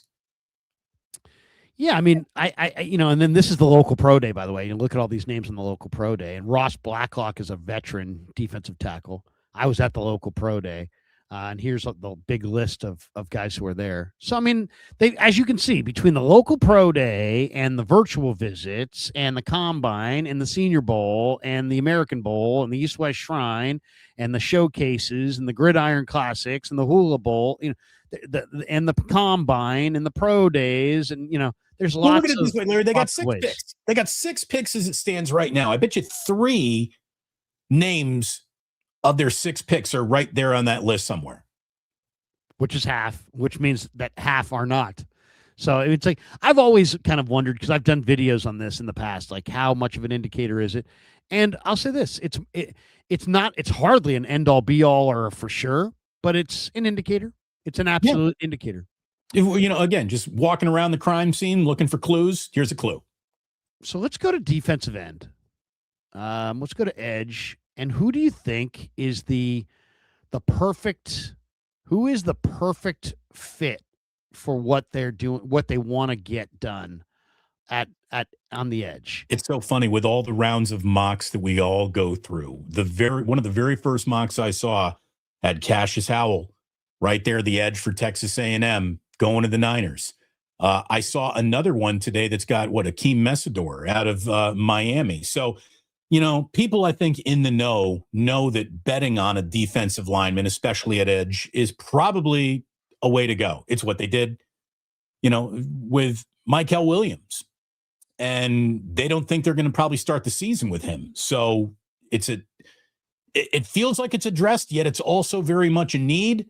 And I just, will be the least surprised man in the world if with the very first pick at 27, they took Cassius Howell. And again, as much as I've been saying, you got to go tackle. I wouldn't mind that pick at all. Would not mind that pick at all. You can take the SEC reigning defensive player of the year, a guy who has had a staggering amount of success in a league full of beef on the line of scrimmage. His game is speed. They need more speed than they need bully, I think, at edge. I think he's the perfect D Fordish type of counterweight to Bosa.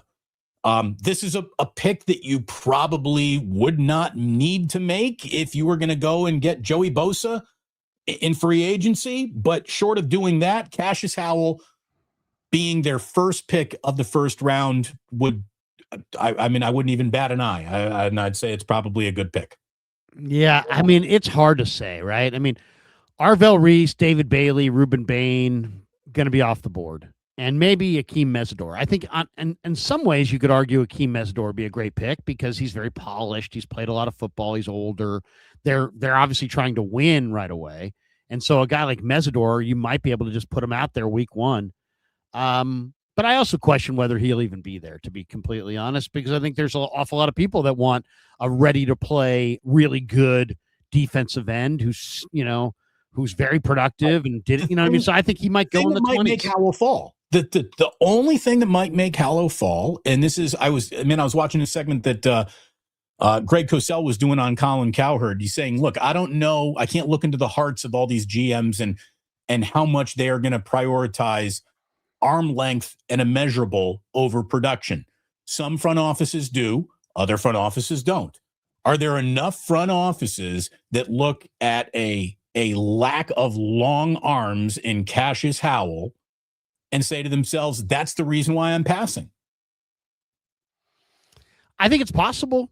It's possible. There's a belief that if he doesn't win with his initial burst, that he is going to get stonewalled because of his lack of length. And so that is a concern. And yet, you know what? The scouting reports on him were, man, he's all biz and he's got a real refined, he's got a full pass rush bag, right? He's got moves, he's got counters, he's got dips and swim moves, and he's got a lot. For a guy with short arms, he sure knows how to use his arms. Yeah, well, this guy's been great at rushing the passer for a long time. But I kind of look at this thing and go, you know what? Who's making the pick? And I think it's a Raheem Morris pick. I think this is the Raheem Morris pick. And who did Raheem Morris draft last year? He drafted Jalen Walker and James Pierce. Those guys were 245-pound speed rushers, and they really, and who did Morris get in LA, you got Jared Verse. So I'm going to share the screen. There's a guy. I think that, first of all, Reese is gone. Bailey's gone. Bain's gone. Keldrick Falk could be gone, though I really do like him. Some people really don't. He only had 2 sacks this last year, but he's 6'6", 280, very athletic. Cassius Howell could be gone. He sounds like this year's Michael Williams, if you don't mind me saying. Who 2 sacks, great body. In Keldrick Falk. Yeah. I mean, there's a lot of, I think there's a lot there. There's a lot of similarities there. The guy that I think is the guy that stands out to me, and I think probably would stand out to Raheem Morris, is Akis from Illinois. And here is Todd McShay on why he thinks Gabe Akis. He's just NFL built, man. He's 6'4". He's 260 pounds, 33-inch arm length, 10-inch hands. He's got heavy / explosive hands. Upper body power is there. The motor is there. 16.8% pass rush win rate, 27 sacks over 50 career games in Illinois, okay? He's one of those bully, physical, get your hands inside and then when he gets inside, controls, locates, and then chases, out of his mind. These guys don't fail. When you're built like that, you've multi-year starter, impact player, interview process, sensational. He's everything you want. Gabe Akis. So there you go. NFL built, man. He's 6'4". I'm a big fan of Akis, and I just think that there's a lot of Jared Verse to him, Damon. He's a lot like Jared Verse. He's 6'4", he's 260, and he's just a beast. I mean, he's really strong. And he's just one of those guys that it's almost impossible to get this guy blocked. I mean, give you an example. I was looking at this yesterday. Keldrick Falk has a big name, but he only had 2 sacks last year in 558 snaps. All right. Yakis, by comparison, had 11 sacks in only 529 snaps, and he was playing in the Big Ten. I mean, I like Malachi Lawrence, but he's got shoulder surgeries on both shoulders. He had 7 sacks in 470 defensive snaps, so that's a good number. Zion Young at 6.5 in 569 snaps. But Falk, 2 sacks in 558 snaps. Gabe Yakis, 11 sacks in 529 snaps. I'll tell you what. I like those numbers. I like Yakis. The 159 10-yard split is an elite time. And that's the kind of time that I think you get a difference maker. Then you get the strength of Verse. This guy's legit 260. And I think he would be their guy. And I think you could even trade back from 27 into the 30s or maybe even low 40s and still get Akis and get another pick. So I like Gabe Akis. I think that's the guy. If it wasn't Akis, seems like Mesidor would be a great fit for them because he's ready to play right now, but I'll go Gabe Akis. Look, I'm not going to hold it against it. I don't know. Maybe it was unavailable that day, but Illinois had one really big football game on their schedule this year. It was a show us who you were going to be game, and it was played in Bloomington, and Indiana won 63-10. Akis's name does not show up in the box score. Maybe he didn't play that day, but if he did, he got shut out, stoned. Well, how many times did Mendoza pass? Probably not too much. Mendoza that day threw 23, but he was 21-23, just carving him up 5 touchdowns. How many times did they run, though? Indiana that day ran 49 times. Yeah, 49 runs. Well, what's going to happen when you're up 63-10 and you got a coach like Signetti who knows how to bleed clock and just but look at it this way, they still put it on him 63-10. Yeah. Sure. Okay. Second round. Sure. You're trading back for that. He's not being taken at 27. I love him. I mean, first of all, this guy doesn't have length problems. This guy's got unbelievable body and strength.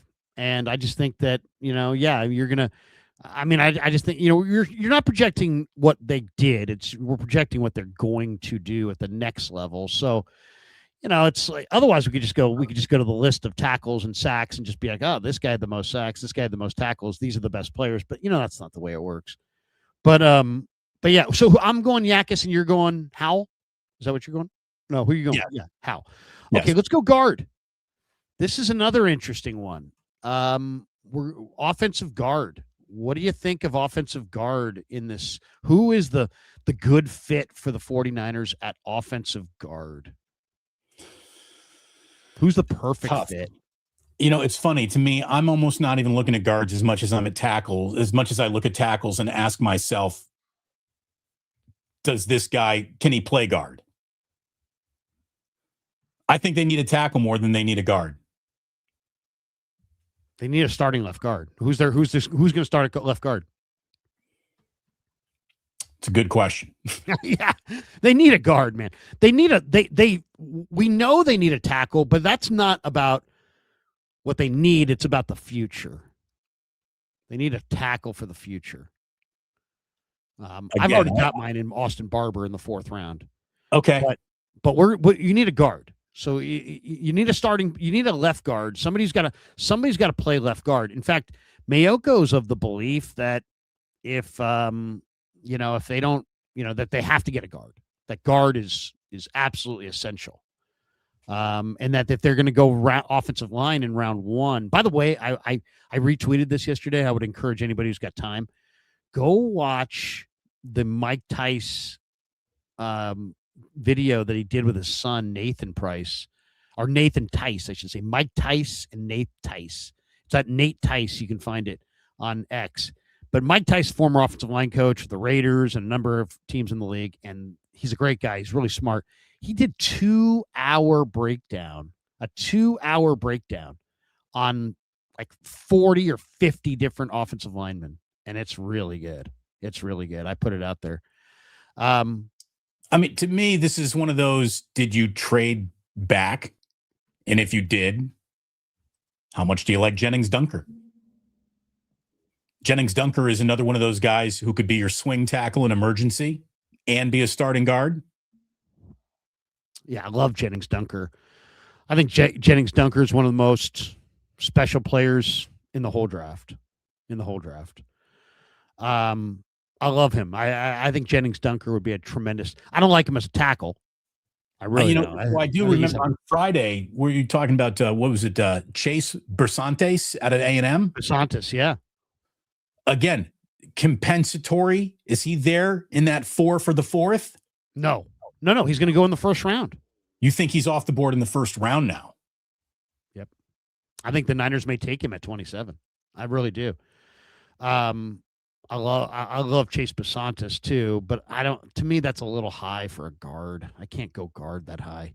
Or, I mean, I can go guard that high. I just can't go Chase Bersantes that high. Here's the thing. Are you drafting player or are you drafting need over player at that point? And then John Lynch trips on that. I know. It's a major thing. All right. I love this kid a wee woo, but that's me liking him. The guy, I don't know what they like at guard, and it's hard. It's not an easy thing to project. I would say, they always seem like they like guys who can move, but Bersantes, I think if Ione fell to them from Penn State, I think they'd take him. I think if Bersantes is on the board for them at 27, I think there's a very high likelihood they go with him. The guy that I love, and the more I watched this guy, the more I thought, Jesus, look at this freaking guy. And he's just such a freaking unbelievable road grader in the run game. Now, I always felt like one of the most underrated programs for offensive linemen is Auburn. Auburn has some amazing guys. And here's Jeremiah Wright. Jeremiah Wright is a guard, okay? This guy, unbelievable wide body guard, 6'5", 340, okay? This guy is the old $5 cab ride to get around him. He's just so broad, it's unbelievable. He's thick. He's got great athleticism. He's violent. Played over 2,000 snaps. By the way, heavy hands. That's some great scout speak right there. $5 cab ride to just get around him. Oh, he's so wide. I mean, this guy is unbelievable. That's a great line. I mean, some guy's going to show up to training camp wearing that T-shirt. $7 Uber. Yeah, he takes a lift to get around this guy. But I'm going to share the screen on this because the highlights on this kid are ridiculous. Now, he plays right guard, so you might have to move him. But, I mean, he is broad and he is this bullish. And watch this. Watch these highlights.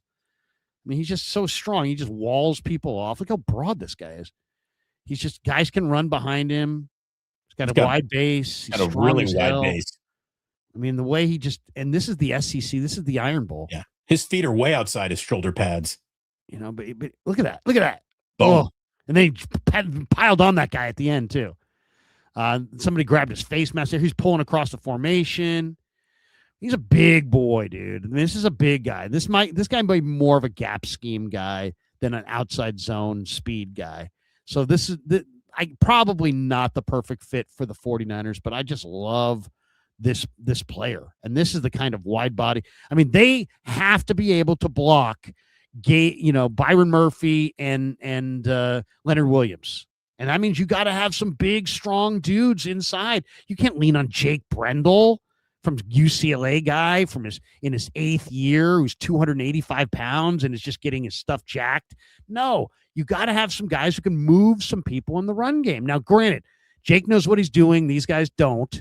So that's part of it. That last one was really nice, though. He just walled off and the guy ran right inside of his.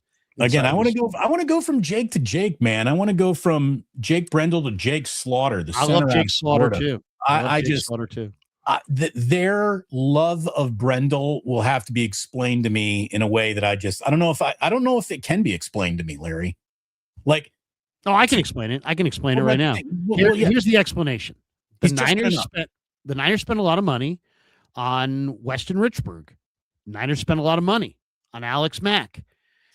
Shanahan entered the Niners with this belief that you had to have big money at center and that center was vitally important. Well, Firster said, hey, Kyle, I've got a way we can save a lot of money. I was in Miami with this guy, Jake Brendel, and I think he's got the goods and to play inside here. And so they went with Brendel. Brendel had a Pro Bowl alternate season 3 or 4 seasons ago. And so Chris Firster, I'm sure, in the eyes of Kyle Shanahan, is a conquering hero. Heck, we were spending millions on our center. Now Chris got us this guy, Brendel, as a street free agent. We're paying him basically nothing, and we're getting a similar performance. You had a fantastic high profile center, but you didn't have the right quarterback behind him. Now you got the right quarterback. Now's the time to spend the money on that center. Now's the time to make the investment right in front of Purdy, since Purdy is your $50 million man. Garoppolo at one point in time was the highest paid quarterback in football, but that was based on timing more than the reality of how good he really was. And everybody else that the Niners have had playing quarterback other than Brock Purdy and a small slice of Mac Jones this year, I don't want to say has been a failure, but is not, congratulations. You're putting Weston Richburg in front of CJ Beathard, and you're going to say the problem here was Richburg? Yeah, I mean, come on. I understand you don't want to repeat past mistakes, but that to me just doesn't make sense. Jake Brendel we've settled for average written all over him. And I think settling for average is a good way to go from being one of the top dogs in the NFC West to the team that finishes 3rd next year. The line of scrimmage is a different place in today's NFL than it was in the Weston Richburg era, if you don't mind me saying. So it's about trench warfare, and I feel that the 49ers are coming up light at center and left guard, and those are 2 positions that are the fastest way to get to your quarterback. Now, I am going to show one more clip here, because my guy at center, as you guys know, is Fabechi Wiwu. And here he is playing center. Really good open field tackle right here. I'll kill the volume on this, but here is the East-West Shrine game. And what you're going to see is Fabechi lined up at center. Here he is right here. Behind the logo. But this is a Oklahoma kid who played guard, right? And he's got 34.5-inch arms, which are really, really, really long. And to me, I would love, Damon, if the Niners could get, to me, obviously they need to get an edge rusher. Obviously they need to get a safety. They need to get, a tight end. But to me, if you can come out of this thing with a really good back and a couple of interior road graders. I'm okay with holding off on tackle to the 4th round, but give me, Jeremiah Wright. Give me this guy, Fabechi Awiwu. You have to be able to move the Seattle D-line, and right now they can't. And to me, these two guys can. Look at the center here. Here he is right here. Good movement right inside his butt. There he goes. Here he is again. Snap, movement, right inside the guy's outside, right off his backside right there. I guess this is just a one-play highlight. But there's that one. Okay, that's one highlight. Look at this highlight right here. Here he is again. Now this is Awiwu playing guard, 54. Guard. Look at the length on the arms. Look at the length on the arms on this guy. I mean, it's ridiculous length on the arms. That's a long arm guy. Arkansas wasn't very good. Or I should say Oklahoma was really good. But this guy is a guard who can play center, who's got great, incredible length. And then if you read it all about this kid, I mean, he won the Don Key Award, which is the highest award given in the Oklahoma program. He's taken snaps at every spot on the offensive line except for left tackle. This guy has got unbelievable work ethic, Damon. This guy went from a walk-on at North Texas to a 2-year starter and an all-conference player in the SEC at Oklahoma. 91.6 pass blocking grade in 2025. He allowed just 2 pressures and 0 sacks on the year. Super stout anchor and pass pro, quick as hell off the snap, played center during the Shrine Bowl, played over 3,000 collegiate snaps. I really like this kid. I mean, he might be a little bit older. He did give up 4 sacks in 2024, didn't allow any in 2025. But I really like this guy, and to me, he is a really nice interior day 3 prospect. Look, I think that Jake Slaughter is a guy who, even though he's been center, if you play center, you can also play guard. You can draft Jake Slaughter and have him play guard. 6'5", Florida captain, dealing with SEC interior defensive lineman his entire career. He's good. I think he's elite pass blocking. He's sound in the run game. I think it's probably easier to improve as a running. It's easier to improve your run blocking than it is your pass blocking. Less technique, more oomph. So I like Slaughter. I like saying the word Awiwu. I think that would be fun. That'd be a fun jersey to look at. But there we go. I mean, I think we went through. We went through it there. There are, our best guess. I'll give you an undrafted player too. I was at the Niner local pro day, and Stanford has a kid named Clay Patterson who started at Yale and finished up at Stanford, and he was a defensive end and now is a defensive tackle. He's 285 pounds, and the motor is for days, and he had a huge 36-inch vertical. The violence, Damon, in this kid's ability to run these drills. Like, I watch these drills every day at practice now, and Kasarik putting these rookies through them, but the violence and that he put them through. The other thing, there's a little trick of the trade of the Niner practices. They put the best players up front, right? Here's the linebacker drill. It starts with Fred and Dre. Here's the receiver drill. It starts with JJ and Pearsall. Whoever your best are, those guys usually get first reps. First reps, and also they're there to show everybody. Like, hey, this is the guy that we believe in. Christian McCaffrey. Christian, show everybody how to do the rep. All right, now you donkey running back backups, you follow what he did. And that's the football protocol that the Niners use for their practices. Well, who was leading the D-line reps at their local pro day? This Clay Patterson. He was going through and showing everybody else. And Chris and Chris's cohorts had to literally kind of walk the guys through, the gauntlet drills and the different drills, because, the D-line drills where they run this way and they turn around, they run that way, and they turn around, they run that way, and they turn around, they run this way. And it's like, so you got to tell them, you're going to go this way, you're going to go right, you're going to take a right, you're going to go right at that bag, and then you're going to go angles. So he's showing them, he's walking them through it. but he had this kid out there first. Why? Because he was the best player there, and also probably because he's one of the smarter players there, right? The guy went to Yale. The guy went to Stanford. He's going to pick it up. And sure enough, Clay Patterson, remember that name as an undrafted player. I think he might be something, Damon. I mean, this guy is a horse. When you're 290 and you play as hard as that guy played, this year, his film was amazing. Really, really good. So Clay Patterson from Stanford as an undrafted guy. All right, let's hit our sponsors before we hit our supers. Let's do it. Prize Picks, of course, is the Krug Show is presented by Prize Picks. Thank you, Prize Picks. Thank you, of course, Pig in a Pickle. Also, thank you to Novato Chevrolet, family-owned for over 50 years, friendly staff to meet all of your expectations, huge selection, voted best car dealership by the community on Nextdoor app, also 2025 rated top car dealership by Carfax. Go see David. He is the top sales guy, and he will treat you like a king.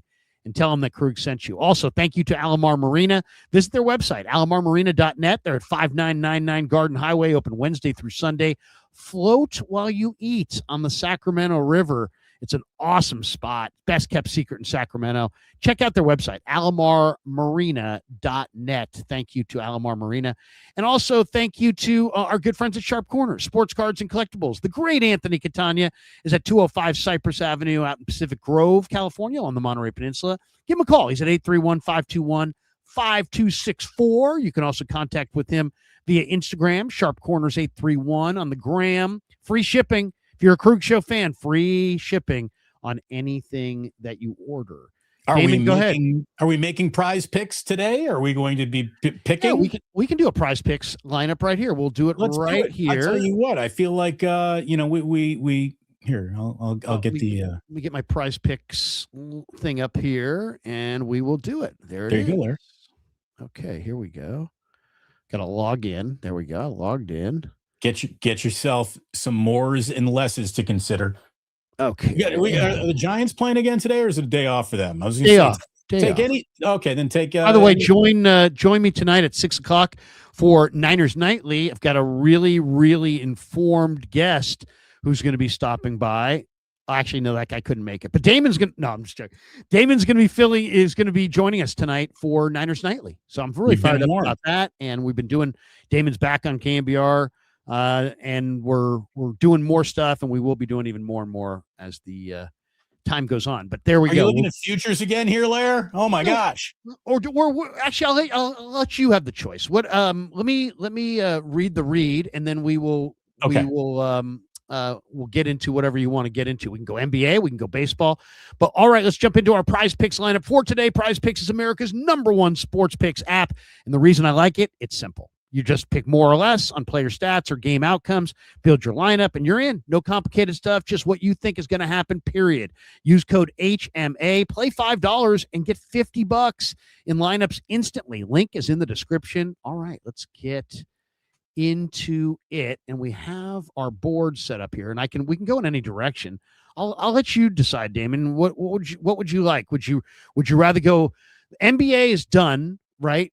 For the regular season ended. We get playoffs in a couple days. We could go NBA if we wanted and take a look at that. We could go season on. So I'm just leaning in here. I'm looking at some of these. Scroll up for me, Larry. Give me. I'm getting Matthew Stafford's number. Yeah, there is. I mean, I can go on these, or we can go to baseball, basketball, or we can go Niners. Whatever you want. What do you want to? Let's go with a. Let's just stick right here. Let's stick right here. You know what's these are really futures NFL, future NFLs. So what do you got? Which one do you got? Myles Garrett 14 sacks. You got Puka Nacua 8 receiving touchdowns.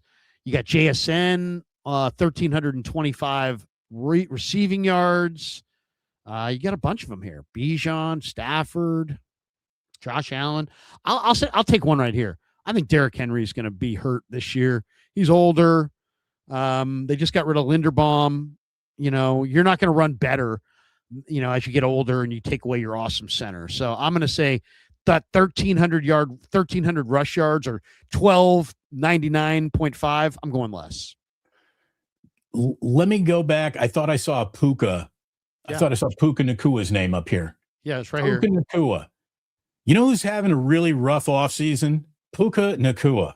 Yeah. You know who I think is just a little bit too fame is not his best friend? Puka Nacua.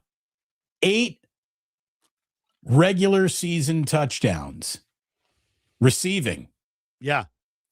Less, Larry. Give me less on Nacua. I love that too. Here's why. There's a lot of talk the Rams are going to go after like a Mekhi Lemon or something. And they also have Devontae Adams. And they've got all those tight ends. And Puka's having problems off the field. I think that's a good one, Puka. Give me less. There you go. Less. So we got those two. Should we go for a third or a fourth here? And we also have we have Dak, we have Ashton Genty, Drake May, Bijan Robinson, Josh Allen, Jahmyr Gibbs, Joe Burrow. There's a Puka on receiving yards. Sam Darnold. I might go less on Sam Darnold. Think about it this way. I think Seattle's going to get themselves like a Jadarian Price, or maybe of Mike Washington. You know, Seattle's really interested in Mike Washington.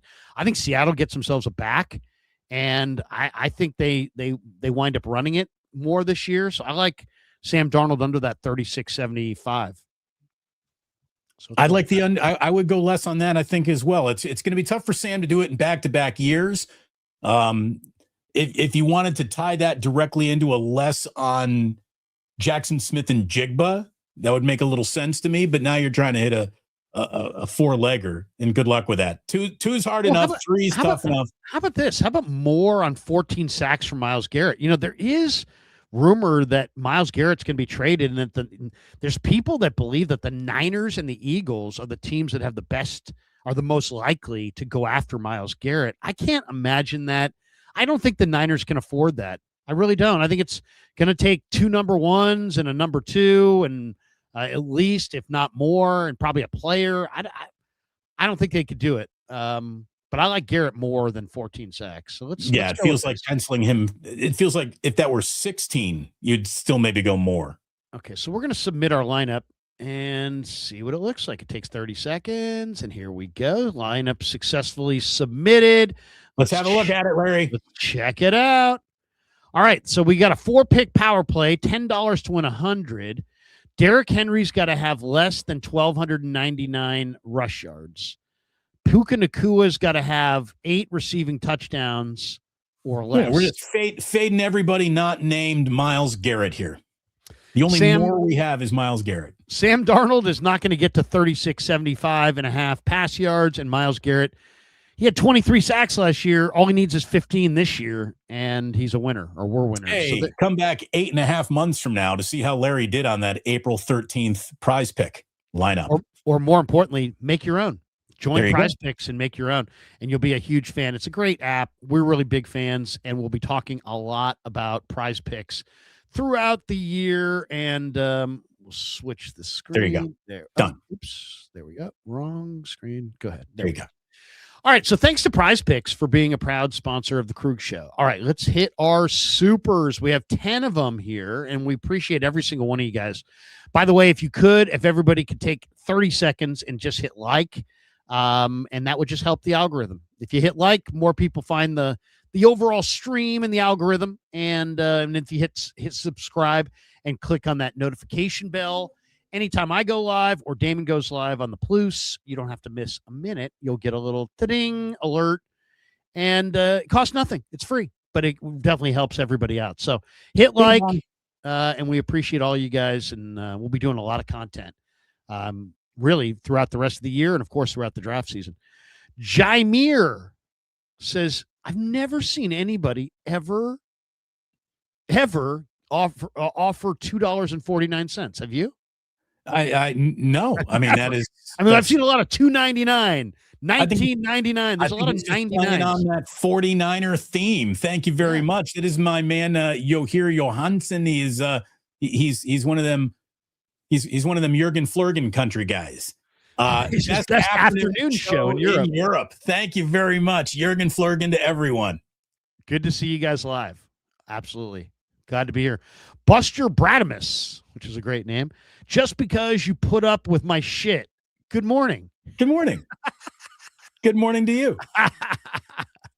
Or good afternoon to everyone in Europe. Too much sauce. Should good safety prospects be 200 plus pounds? Well, I mean, that's the thing. I mean, we are talking about I mean, I'm in total lockstep with Damon on this one. I think Bud Clark might be one of the best, tightest covering safeties I've seen since like Merton Hanks, right? Like who was a converted corner. So this guy has got a corner build, but he is an unbelievable coverage safety. And if you said to me, what do the Niners need? They have Malik Mustafa. They have, Jair Brown. They need somebody who all their safeties are better in the box than they are down the field. Hitters. They got their hitters. They need somebody to run. They gotta have the coverage guy. Somebody's got to be able to play the deep third in the cover 3. Somebody's got to be able to cover the tight end down the seam, especially if it's Kenyon Sadiq and he's running fast. So Bud Clark would be a great call. I just think that Kilgore would be a better call because I think Kilgore is more like a Nicky Manwari. He's not a safety. He's kind of just a defensive piece. But I think I'd be interested to give Raheem Morris that piece and see how he uses it. We got this one. Oh, that was that one. We got this one. YT 143. Why is the mainstream media dead silent on Rossini Vrabel story when they are the first to speak on players' personal issues? Yeah, we should probably hit this. The internet is blowing up today because Vrabel is not going to speak before the Patriots or with Elliott Wolf at the Patriots pre-draft presser. I think it might be today or tomorrow, or maybe it's next week. And I guess he did last year, Damon. So no, this is old. This is totally waiting out the news cycle. That's what this is. Here's the only thing about this, and there's going to be lots of people that talk about this at some point. They're going to say, because Vrabel's going to get what? I mean, so there's rumor that Kraft scolded him, and there's rumor that Vrabel was like, "You've done worse." Did you see that? Did you see that Kraft said that that Vrabel embarrassed the organization, and Vrabel told Kraft, "You've done worse." And this is the reigning coach of the year. This is the coach of the year whose team went to the Super Bowl. But here's the thing: nothing's going to happen. Mr. Kraft, I know vividly about the hand jobs you get in Florida. So those who live in glass houses. Nothing's going to happen to Vrabel. Nothing. But she's cooked. She's done. And that is really I don't know, what would you the mainstream media here has got two things going. Number one, I think a lot of people like Diana Rossini. Diana Rossini was pretty good at her job, and she seems like kind of a cool chick. She really has. That, like, Rossini always came off to me and was like, you know what? At the end of that's what it's about. I think it's just about don't shit where you eat. Nobody wants to take on their. There's a little of that too. There's a little of that too, but I also think that she was someone that everyone kind of liked, and everyone's pretty disappointed here. And it seems like she dipped her pen in the company ink, and you can't do that whether you're a man or a woman these days. And in the world of journalism, have credibility when it's all said and done. Let's talk about that. Let's talk about that for a second. His job is about winning games and motivating football players. Has he lost his effectiveness because of this? And I would argue not one iota. No. Her job is to have credibility and provide and present stories and break stories based on her ability as a credible reporter in the field. Has her ability to do her job taken a hit? And the answer is unequivocally yes.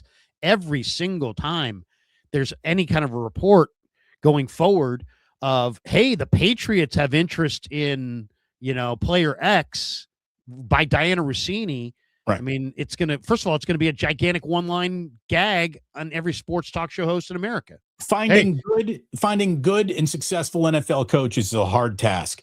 Finding a girl to be the next female reporter at The Athletic, there's a much longer line of available talent for that. So Diana is about to be in a numbers game that does not favor her. Someone's like, well, she could write her memoir and make a ton. Yeah, but I mean, come on. Are you really that interested in the Diana Rossini story? I'm not even watching the Lifetime movie. I'll read that after I read the Colin Kaepernick, breakdown. I'm going to get to those eventually. I'm just going to say this. I said this last week on a video that I did about this situation, and I said she's in a lot of trouble unless she's got 31 poolside chats scheduled with the other NFL coaches 2 hours off property.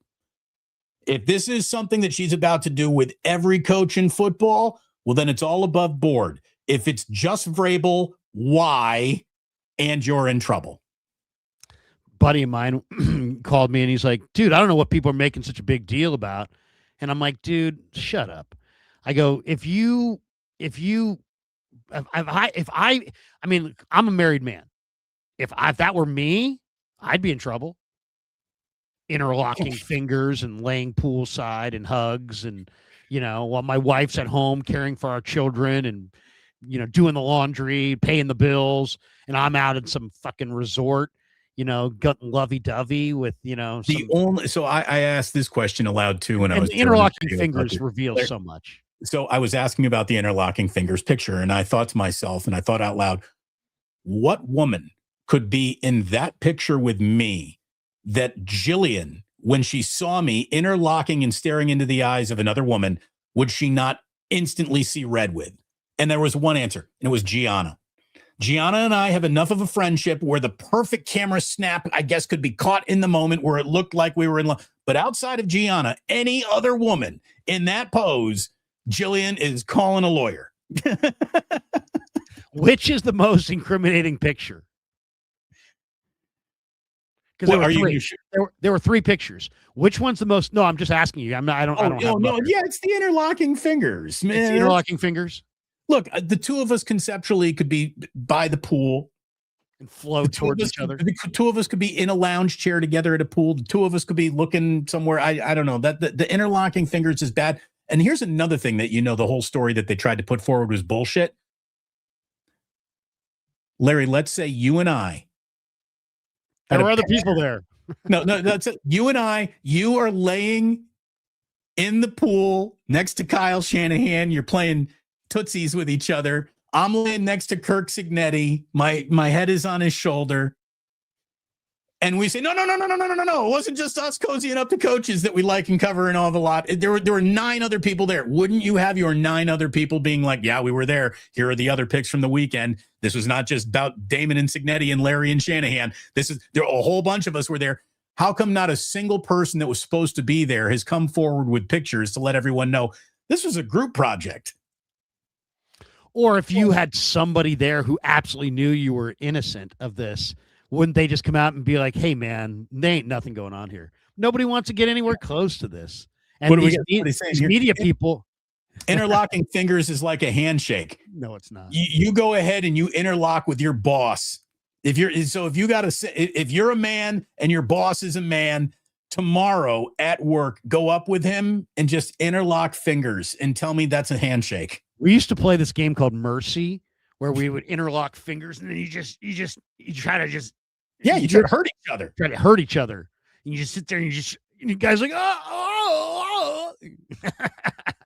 By the way, yes. I see this is the next to get back to the supers. Steve Lewis says if Vrabel were a black head coach in the same extent that Vrabel and Rossini situation is, would the convo unfairly shift more towards the Patriots firing than a pushback on Rossini? I think we all know. Well, look, I don't want to bring race into it, but let me tell you what would have been why would you inject race into this? Why? Just for the hell of it?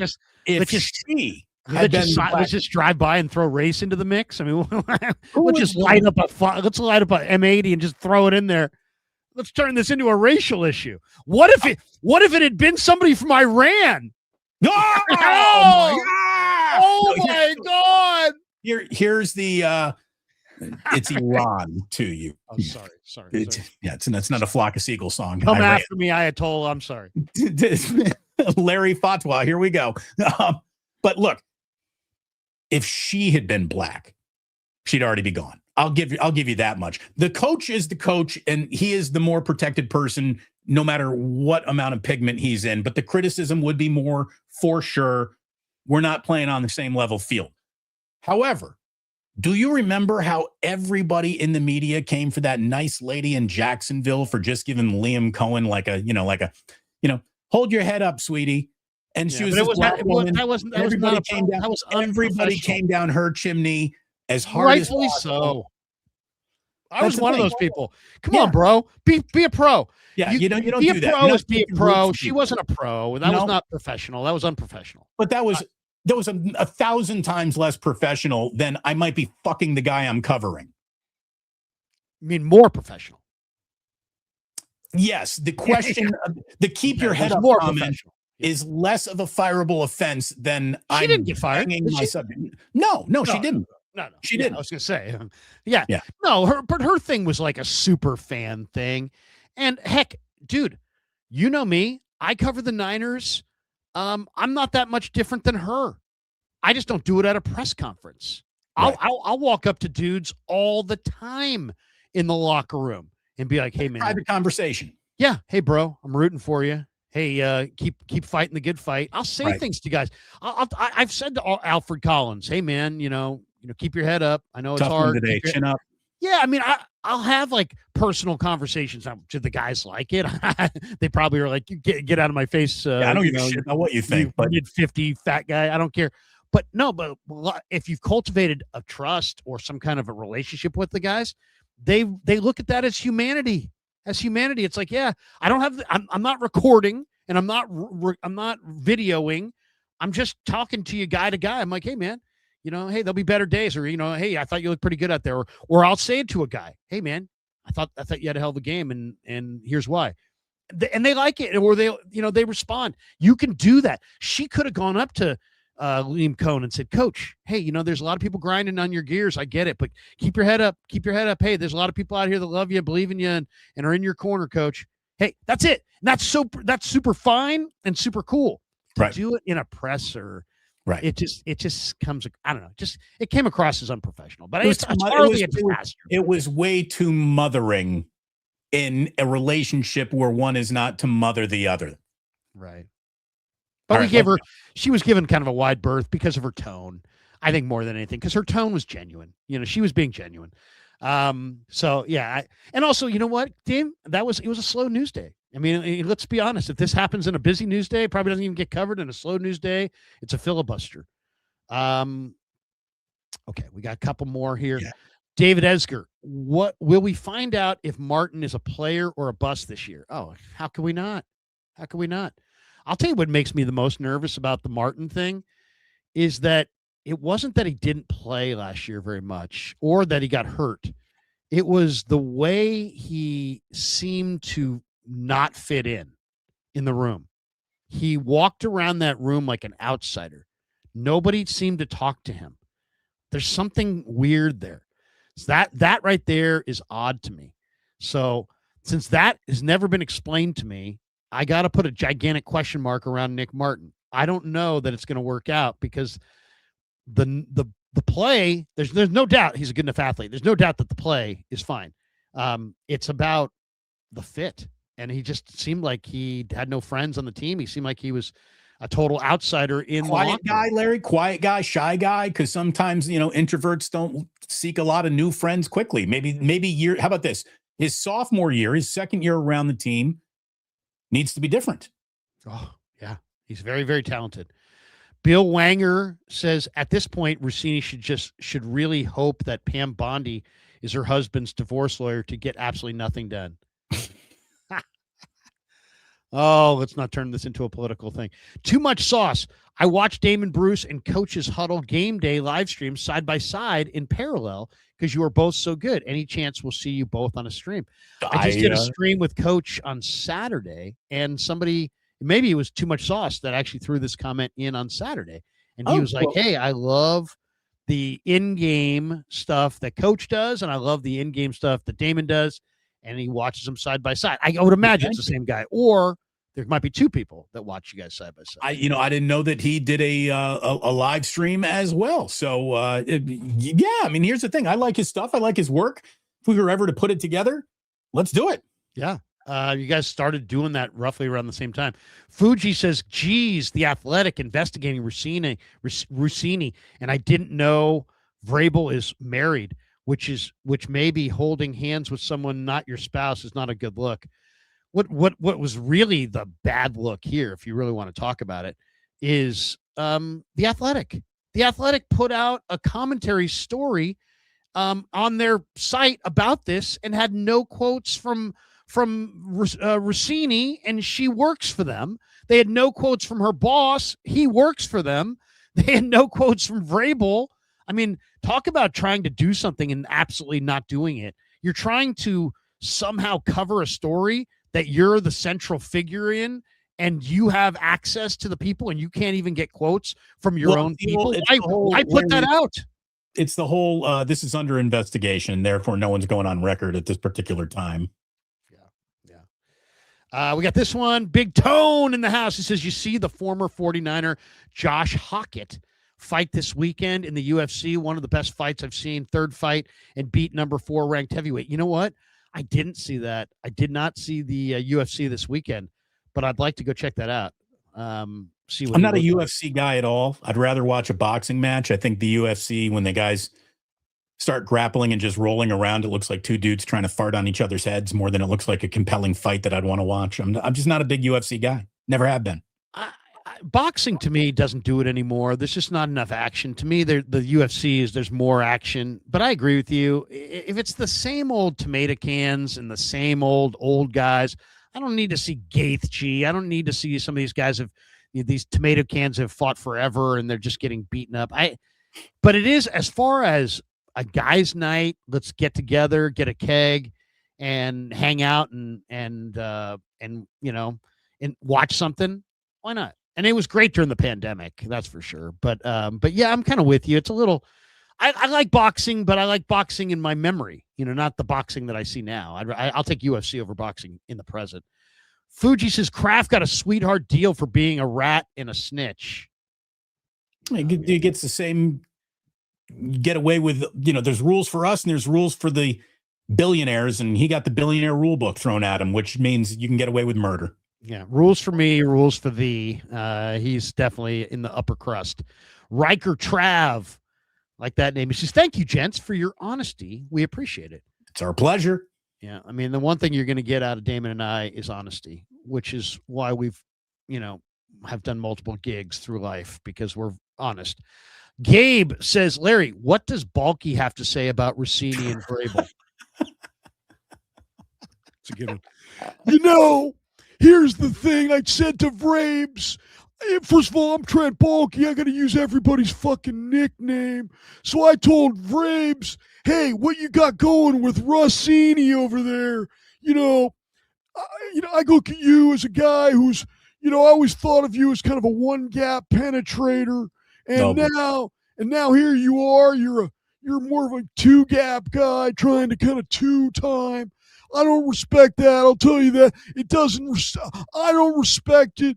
Good old Trent Balky would never do something like that. But I'll tell you, and I'll say it right now, I wrote a name down in an envelope, and it said on it, Mike Vrabel poolside. And I just busted it out just now, and I'm going to send it to The Athletic. Hey, man, I hope it helps you, bud. You know, I've got you. I've got you in this fight. You know, us football guys. You know, I'm a football guy, and you're a football guy. And the one thing about Rossini, she's not a football guy, you know. I'm just gonna say, you know, Rossini rhymes with linguine. You know, there's some Italian hot sauce that could be going on there, and you gotta, if you don't like an Italian spouse, just wait until you meet the boyfriend or the girlfriend. That's the way it's gonna go. You know, I understand this situation. I've been in this situation. I've had girls in the Miata that I've had a lot of affection for. I've had other girls in the Miata that I've had a lot of affection for. So, you know, I've never had a head coach in my Miata though. We've never gone to a pool together. I'm just gonna tell you that right now. Diana Rossini, watch your linguine. You know, I said to Vrabes, I said, you know, you're kind of like me, Vrabes. We're targets. We're attractive men with money in our pockets. And we're Renaissance men. We're conversant in many topics. Me, you, others, Sir Thomas More. There's very few of us. But we're Renaissance men. And that's why Rossini wants us. I think, you know, I'm all for you. And what can I say? Another Rossini will come along. Good fight, Vrabes. The draft can't come fast enough. Thanks for watching, everyone. Like and subscribe, and that's it. That's going to do it for us. Have a great rest of your day. If I can find the exit hatch, we're going to get out of here. And I have. Peace.